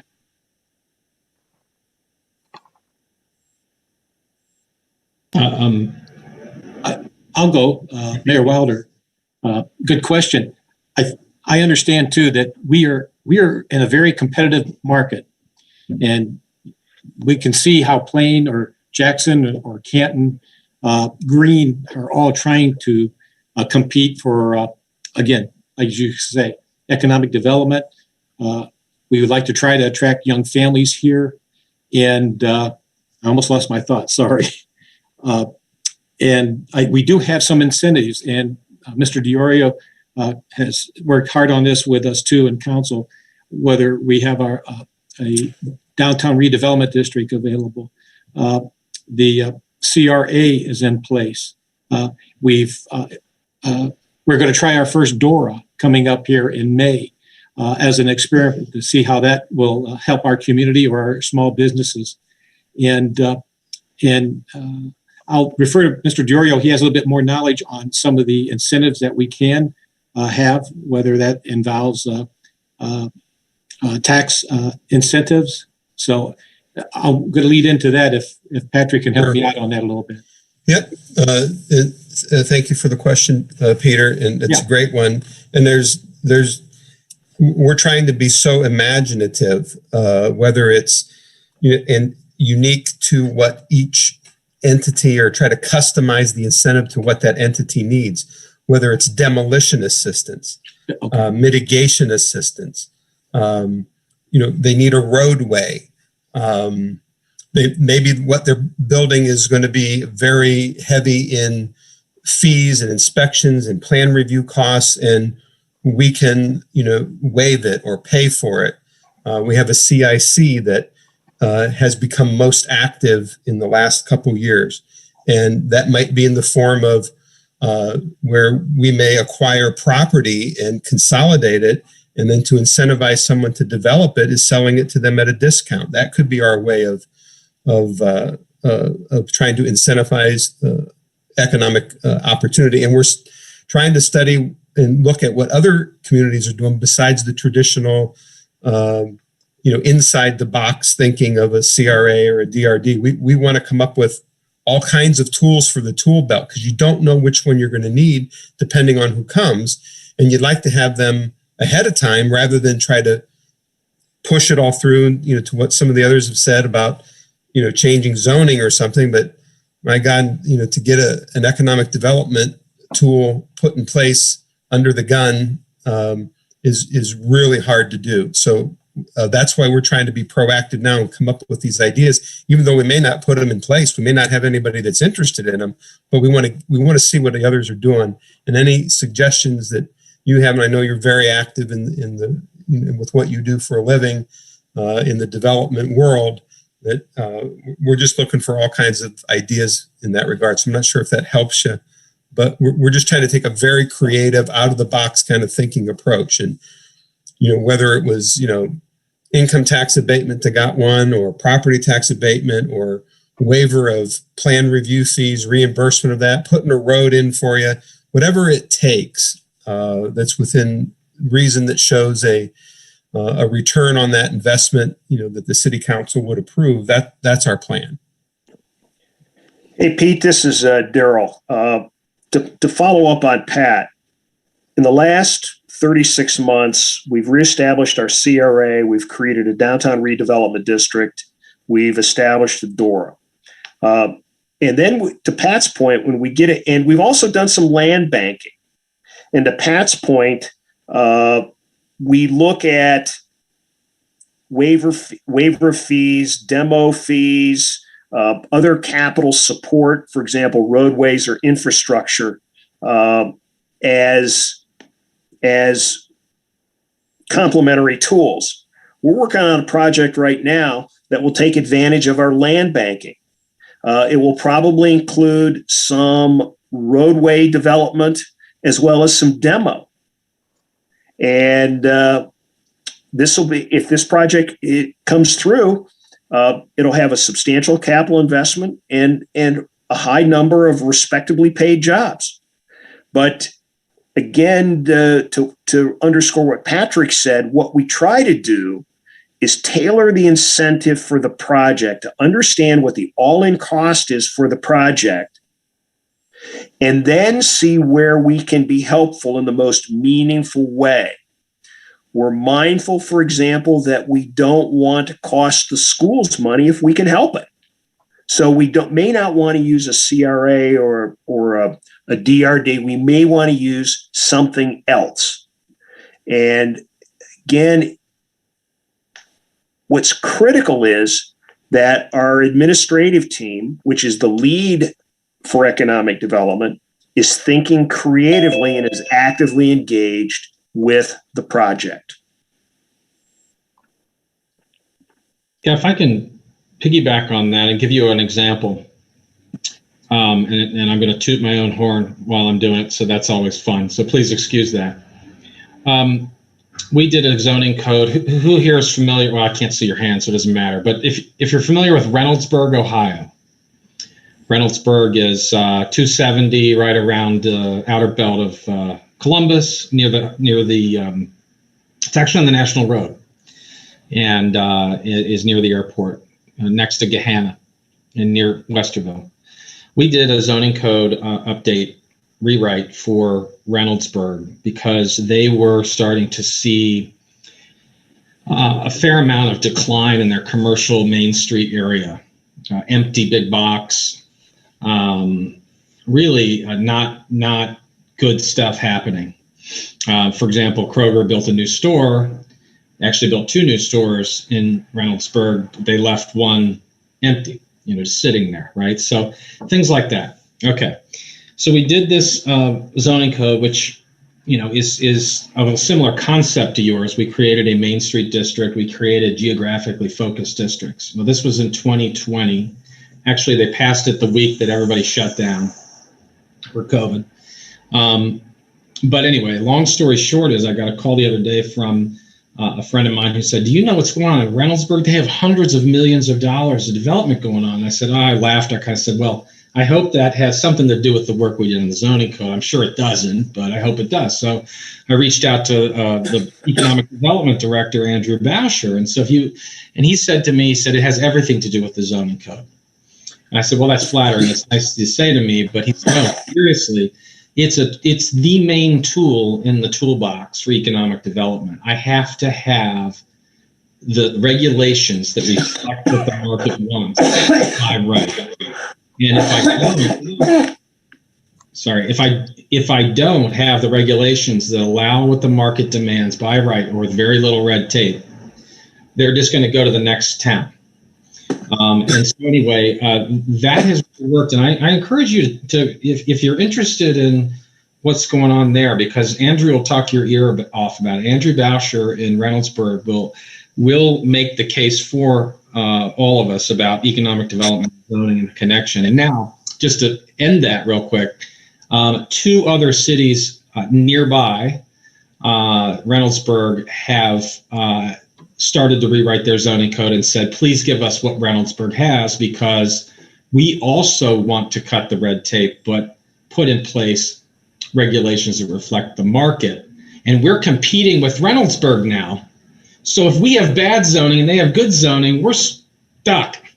And so that's a real world example right here in Ohio that I would encourage you to take a look at. Please pardon the self-promotion, but I'm proud of the work, and I think they would be able to fill in any blanks or questions you have. Thank you for the comments and the conversation. That concludes my questions. All right. Thank you, Mr. Volas, and thank you others for chiming in there and answering that question. I did have 1 or 2 questions myself that I'd like to go through that were not previously discussed. And the first one would be on page 8. And maybe this is just me interpreting this incorrectly, and I would appreciate being set on the right course if that is the case.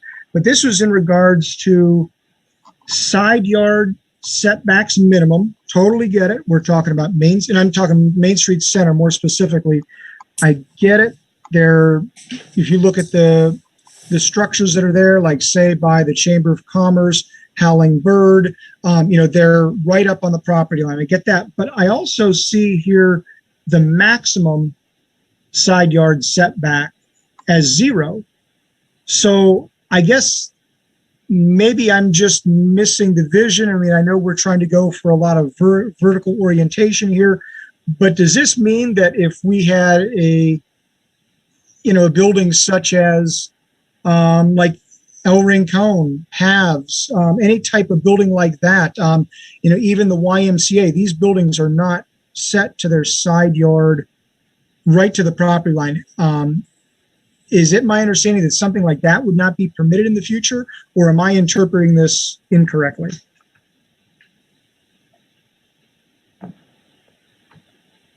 So the last part of your question on that is, particularly as it relates to the restaurants and the existing buildings, the non-conforming portion of the code would address that and would continue and I to get that. I mean that such that somebody would want to come in and build a structure such as like what's already in the area. They would have to build a structure that goes completely to the side property lines.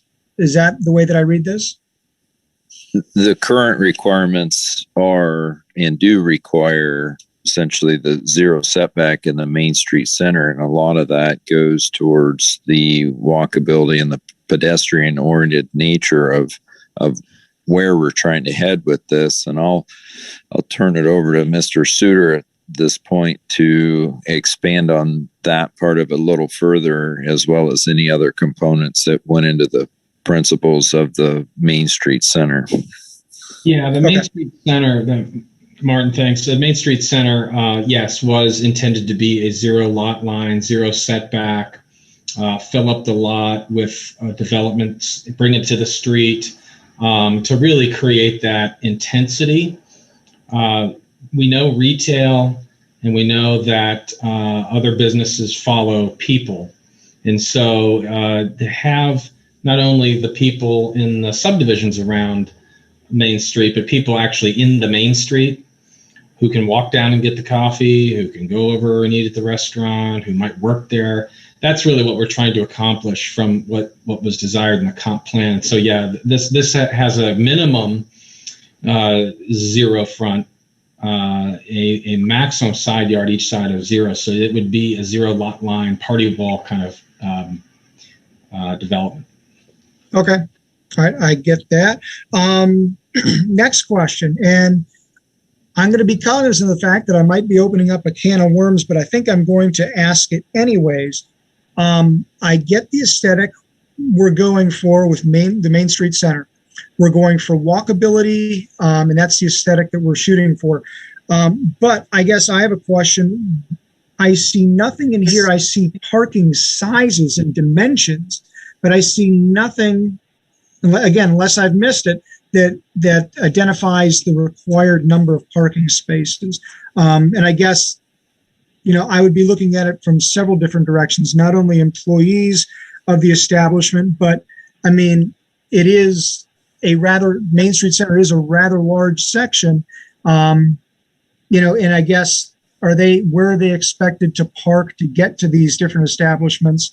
And then again, I guess I'd even go all the Main Street districts that we're looking at. I don't see any required parking for any of those. And I know that a lot of the establishments we have now might have been required over parking. But should we not be establishing some sort of minimum? Well, it's a great question. And we're starting, the starting place here is to eliminate off-street parking minimum requirements, which is a trend that is sweeping the nation.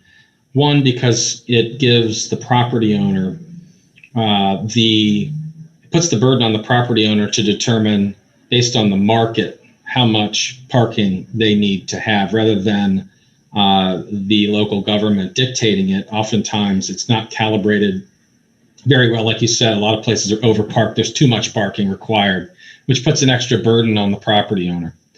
And so the trend is to let the market reach equilibrium on off-street parking, and it just makes it simpler. We have to assume people aren't going to underpark, because then their business isn't going to be successful, their property isn't going to be successful, and we have to assume people aren't going to overpark because it costs what, $10,000, $15,000, $20,000 per space to build. So that's the idea, and that was the approach that we brought forward in this draft.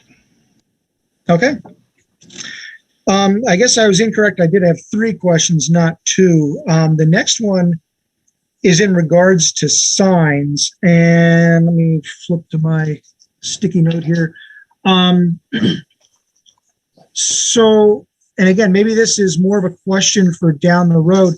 I guess some of the signs the signs are kind of like the bane of my existence. I get the need for a business identification, but I might be talking more temporary signs.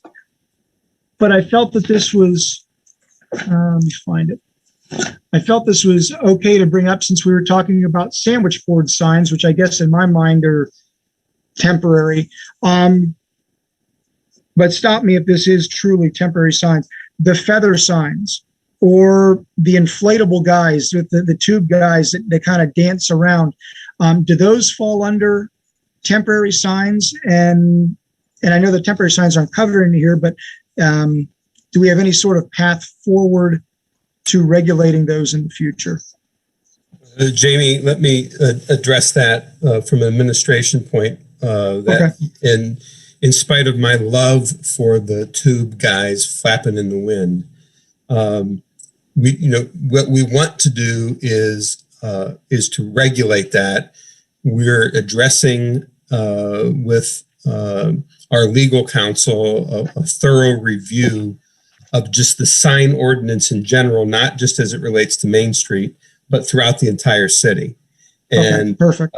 There, about 3 or 4 years ago now, maybe 4 years ago, there was a Supreme Court case that really shook the world, at least in the U.S., about how signs are to be regulated and what you can say, they can say, and all that. And so we have never gotten to that yet, and we've just kind of put it on hold.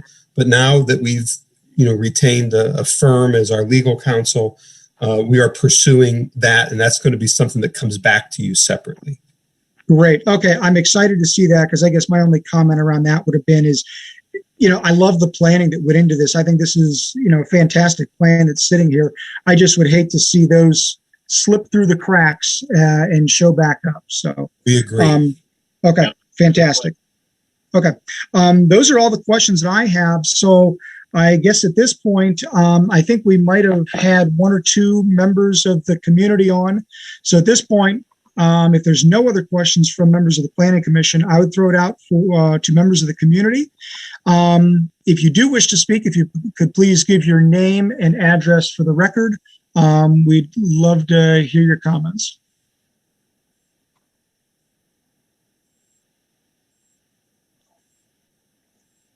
Hello.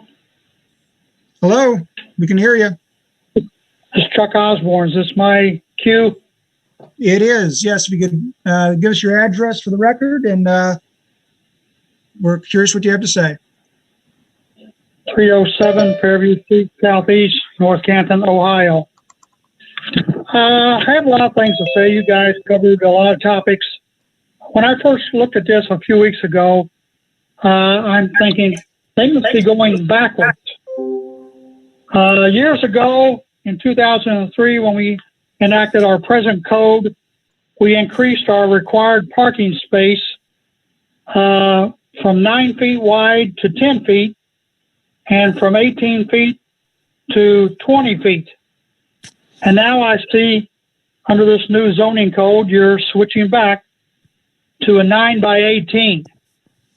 How is somebody driving a Toyota Sequoia, Chevrolet Suburban, Tahoe, F-150, Ford Expedition, how are they going to fit into these parking stalls? They're not. You're also reducing the width of the parking aisles. Back years ago, we were required a 22-foot aisle, and now you're reducing these down to a maximum of 16 feet. I'm fearful of this whole zone change. I think you're throwing out the baby with the bathwater here. North Canton is very limited on space.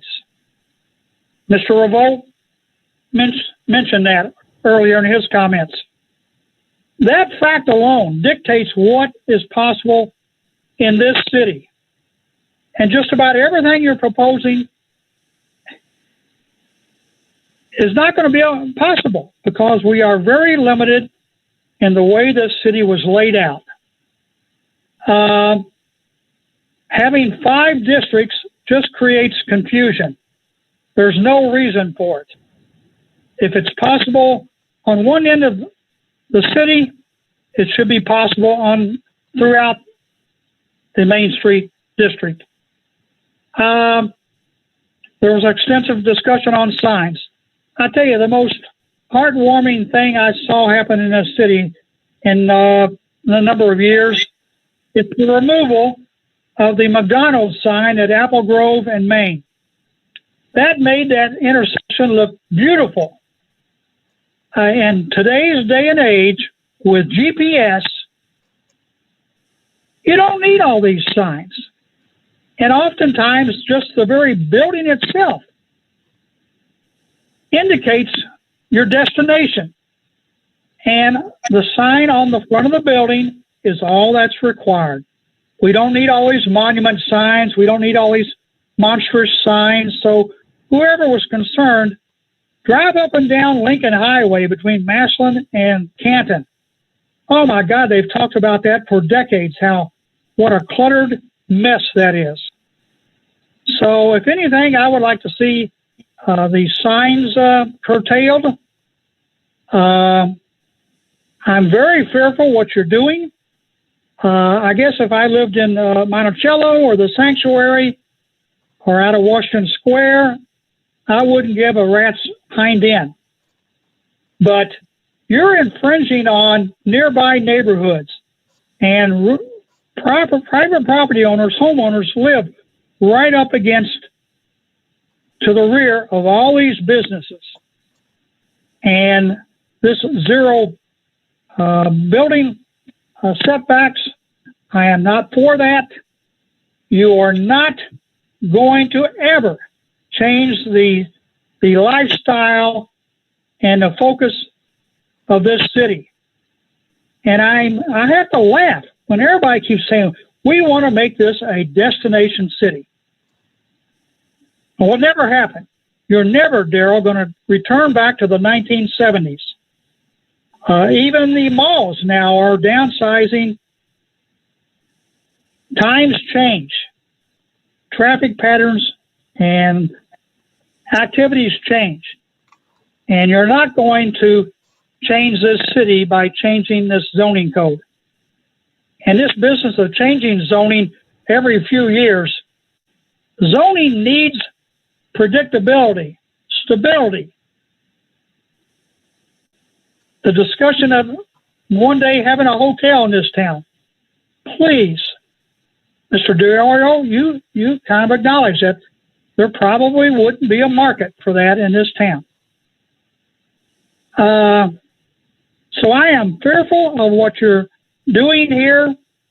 I would like to see this Planning Commission discuss this at several other meetings instead of just swallowing this whole and rushing this through for a recommendation. Tweak a couple things that we know would benefit the community, but I do not like where this is going. We are not Reynoldsburg.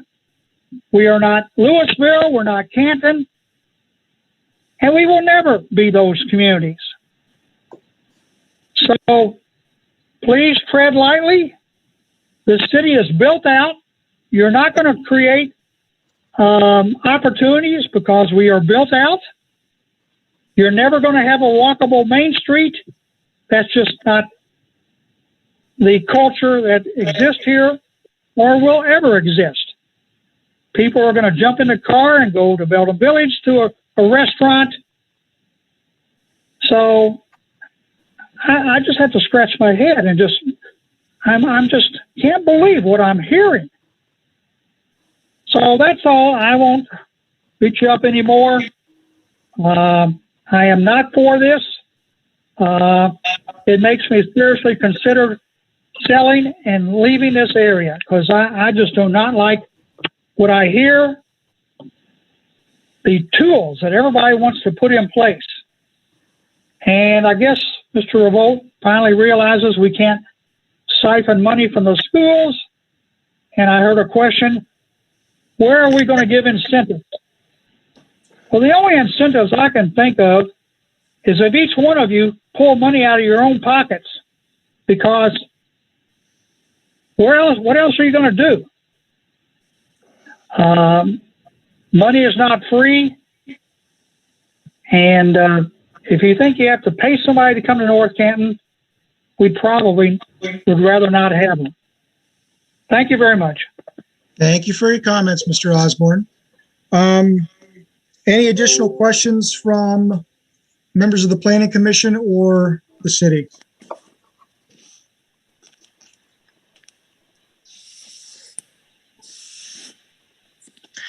Hearing none. Oh, I'm sorry. Who was that? Okay, maybe that was my computer malfunctioning. I apologize if it was. Hearing nobody wishing to speak from the Planning Commission or the city, I would entertain a motion on this item, which is item 4A on our agenda. Jamie, this is Tom, Sarah. Yes, Mr. Sarah. I'd like to make a recommendation that there was a lot of good conversations that took place tonight. I really praise the hard work that the mayor, city administration, council is doing to this. I think it's very positive. My recommendation is, with all these good comments that were brought up tonight, could these comments go back to city council for review to see whether the city council would like to make some changes to this ordinance? Tom, this is Daryl. They will. Absolutely. Yep. Yep. This is the whole purpose of getting it to you now. So then I guess my question is, do we just recommend this go back with our meeting minutes for their review and then bring it back to the Plan Commission? Would that be appropriate? Not sure that's the proper procedure. Marty, how's this kind of work?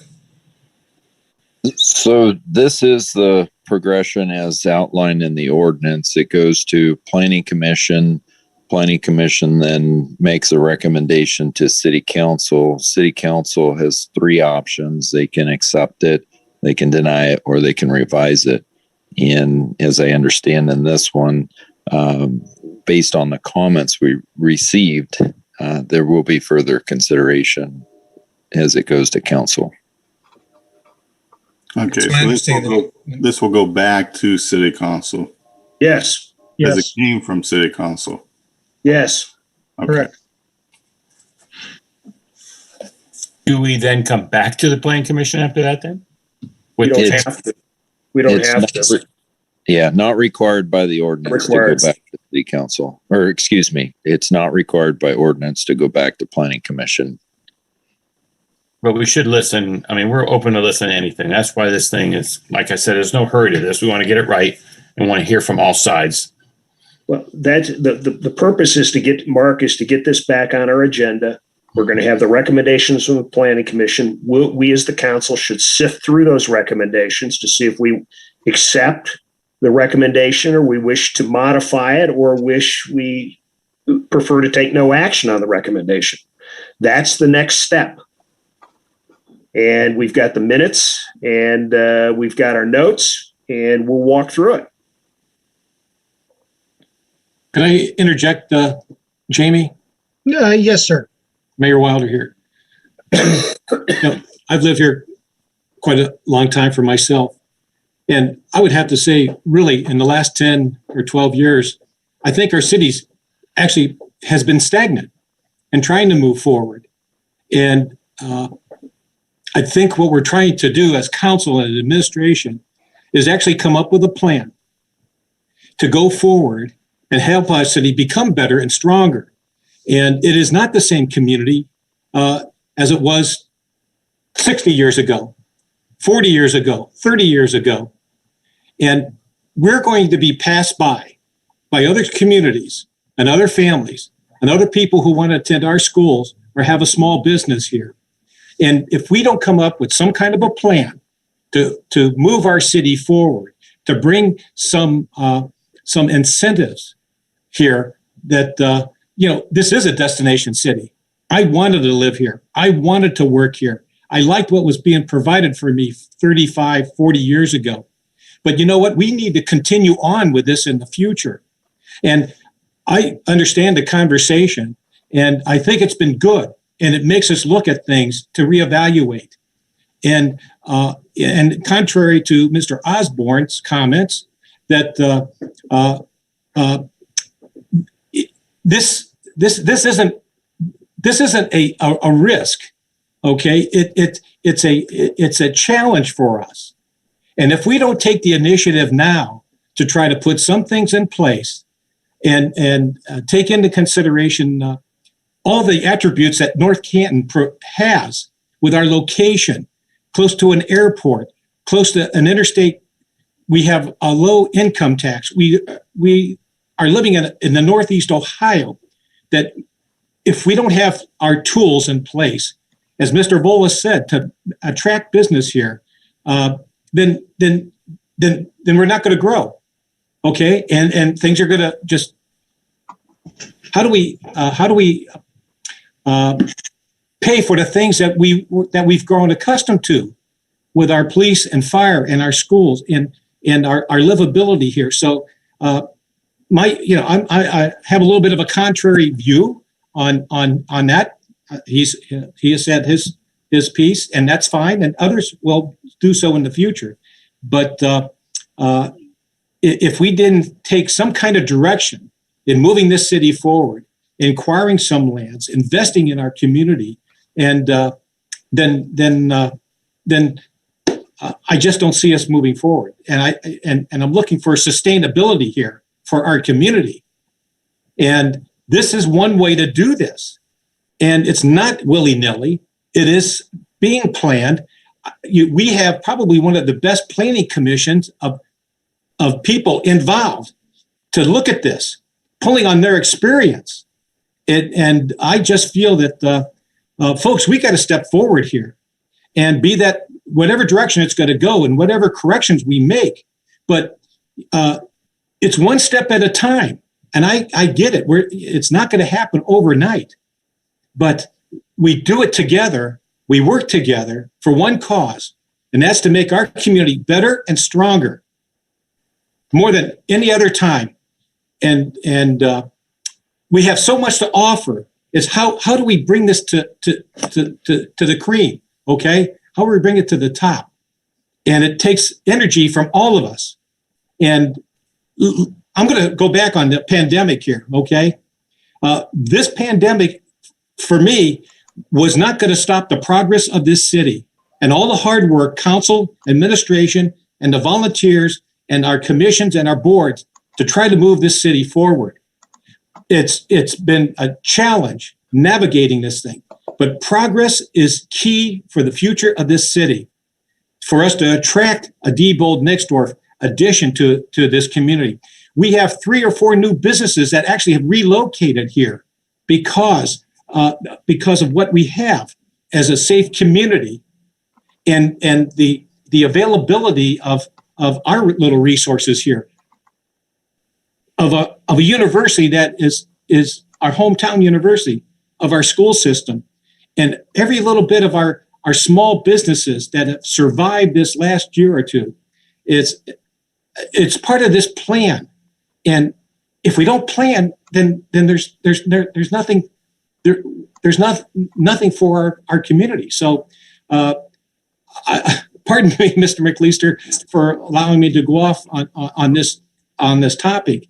And whatever the changes or improvements we make with our zoning and for our master plan, that we're trying to put things together. We're pulling on the past, as Mr. Soretta has talked about, and Daryl's, our 2012 plan. That, there's some things that we've missed. And the best thing that came out of this too is a review. We're not doing enough review, whether it's every 3 years or every 5 years or every year. Where are we? Are we moving forward? Do we eliminate something and go another direction? So the whole thing is making our community sustainable, not only now, for in the future and for the time when we won't be here. So I appreciate the few minutes that you allowed me here at the conclusion of this meeting. It's back to you, sir. Thank you. Mr. Wilder, Mr. Mayor, thank you so very much for that passionate response. It is greatly appreciated, and I think needed to be heard. Just in looking to pass this item or move this item to a point where we can vote, perhaps is there somebody who'd be willing to make a motion rather than going back and recounting all the items that we discussed? Perhaps we can just send it back to City Council with the minutes attached so they can look at the recommendations that way. So do we have a motion for this item? Yeah, Jamie, this is Tom, Sarah. I would like to make a motion to approve the ordinance amending the zoning code of the city of North Canton to create chapter 1140 Main Street District regulations, establishing the Main Street North Gateway, Main Street North, Main Street Center, and Main Street South, and Main Street South Gateway zoning districts in order to fully enact the district, together with providing opportunities for future residents and businesses, And I'd like to add on that the city council reviews the planning commission meeting notes for their wisdom of modifying if they see need to. Thank you, Mr. Sarah. So we have a motion on the table. Do we have a second? I'll second Eric Dalpace. All right, we have a motion and a second for this item, which again is item 4A. Can we please have the clerk call the vote? Mr. Dalpace, Yes. Mr. Sarah, Yes. Mr. McLeister, Yes. Mr. Mahousen, Absolutely, yes. Mr. Volas. Yes. All right. Motion passes. It's sending it back to City Council for them to look at.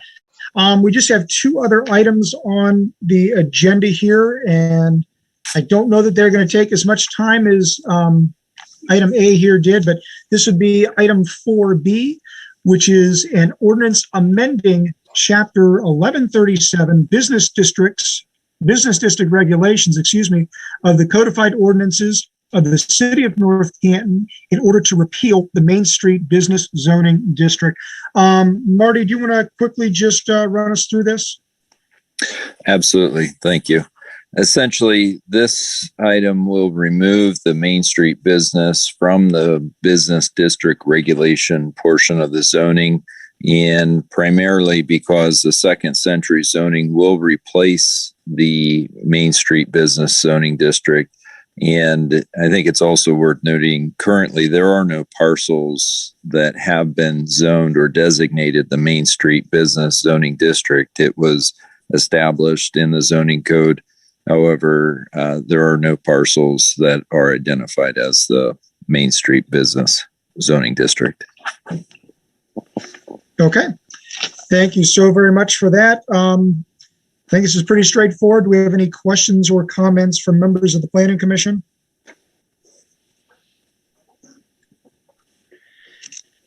And seeing none, I will throw it out there. Again, I don't know that there's any comments from members of the community. And again, seeing none, I guess I would be looking to entertain a motion for item 4B.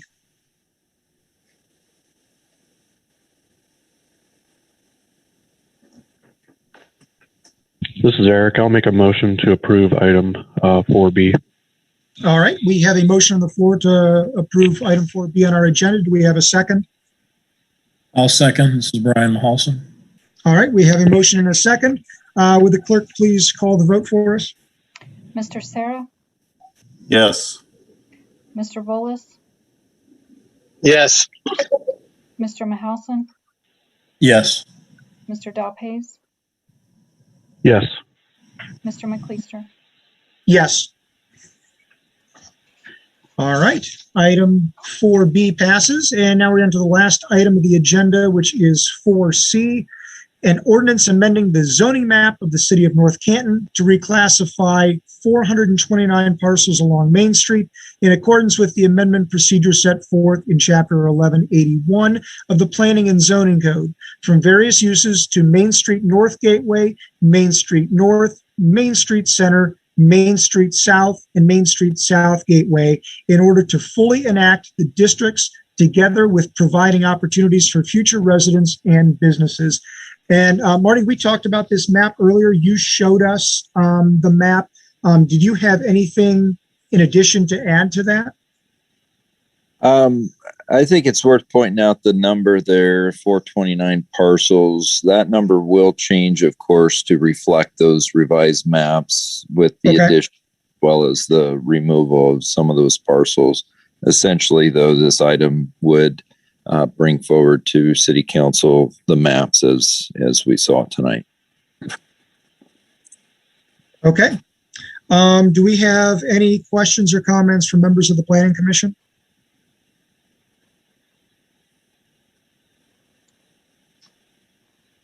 And seeing or hearing none, any questions or comments from members of the community?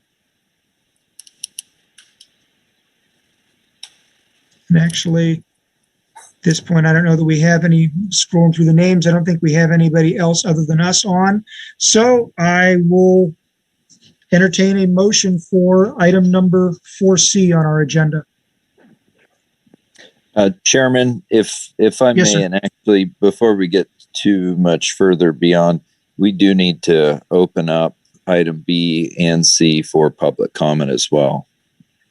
Oh, okay. I thought we did for item B. And nobody Chairman wished- McLeister did offer public comment on B, and he just did for C as well. Okay, Excuse me then. My apologies. no problem. No, I appreciate you looking out. I appreciate that. So we'll entertain a motion for item 4C. Motion to approve item 4C. This is Brian Halls. Thank you, Mr. Milhausen. Do we have a second? I'll second it.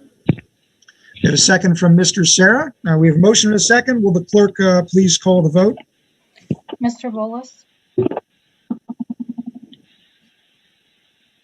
Mr. Volas? Yes. Mr. Mahousen? Yes. Mr. Sarah? Yes. Mr. McLeister? Yes. Mr. Dowpaze? Yes. All right, motion passes. At this point, we've reached the conclusion of our agenda tonight, so I would entertain a motion to adjourn. I'll make a motion to adjourn. All right, thank you, Mr. Sarah. Do we have a second? Second. Peter All Volas. right, motion a second, and we can do a voice vote. All those in favor say aye. Aye. Aye. Aye. Those Aye. opposed? Yes. All right. Thank you very much. Appreciate everybody. Hope you all have a great evening, and I guess we'll see you here in a couple weeks in theory for the next one. Thank you. Thank you very much. Thank you all. Thank you, everyone. Have a good night. Thanks. Stay safe. You guys too. Get vaccinated too.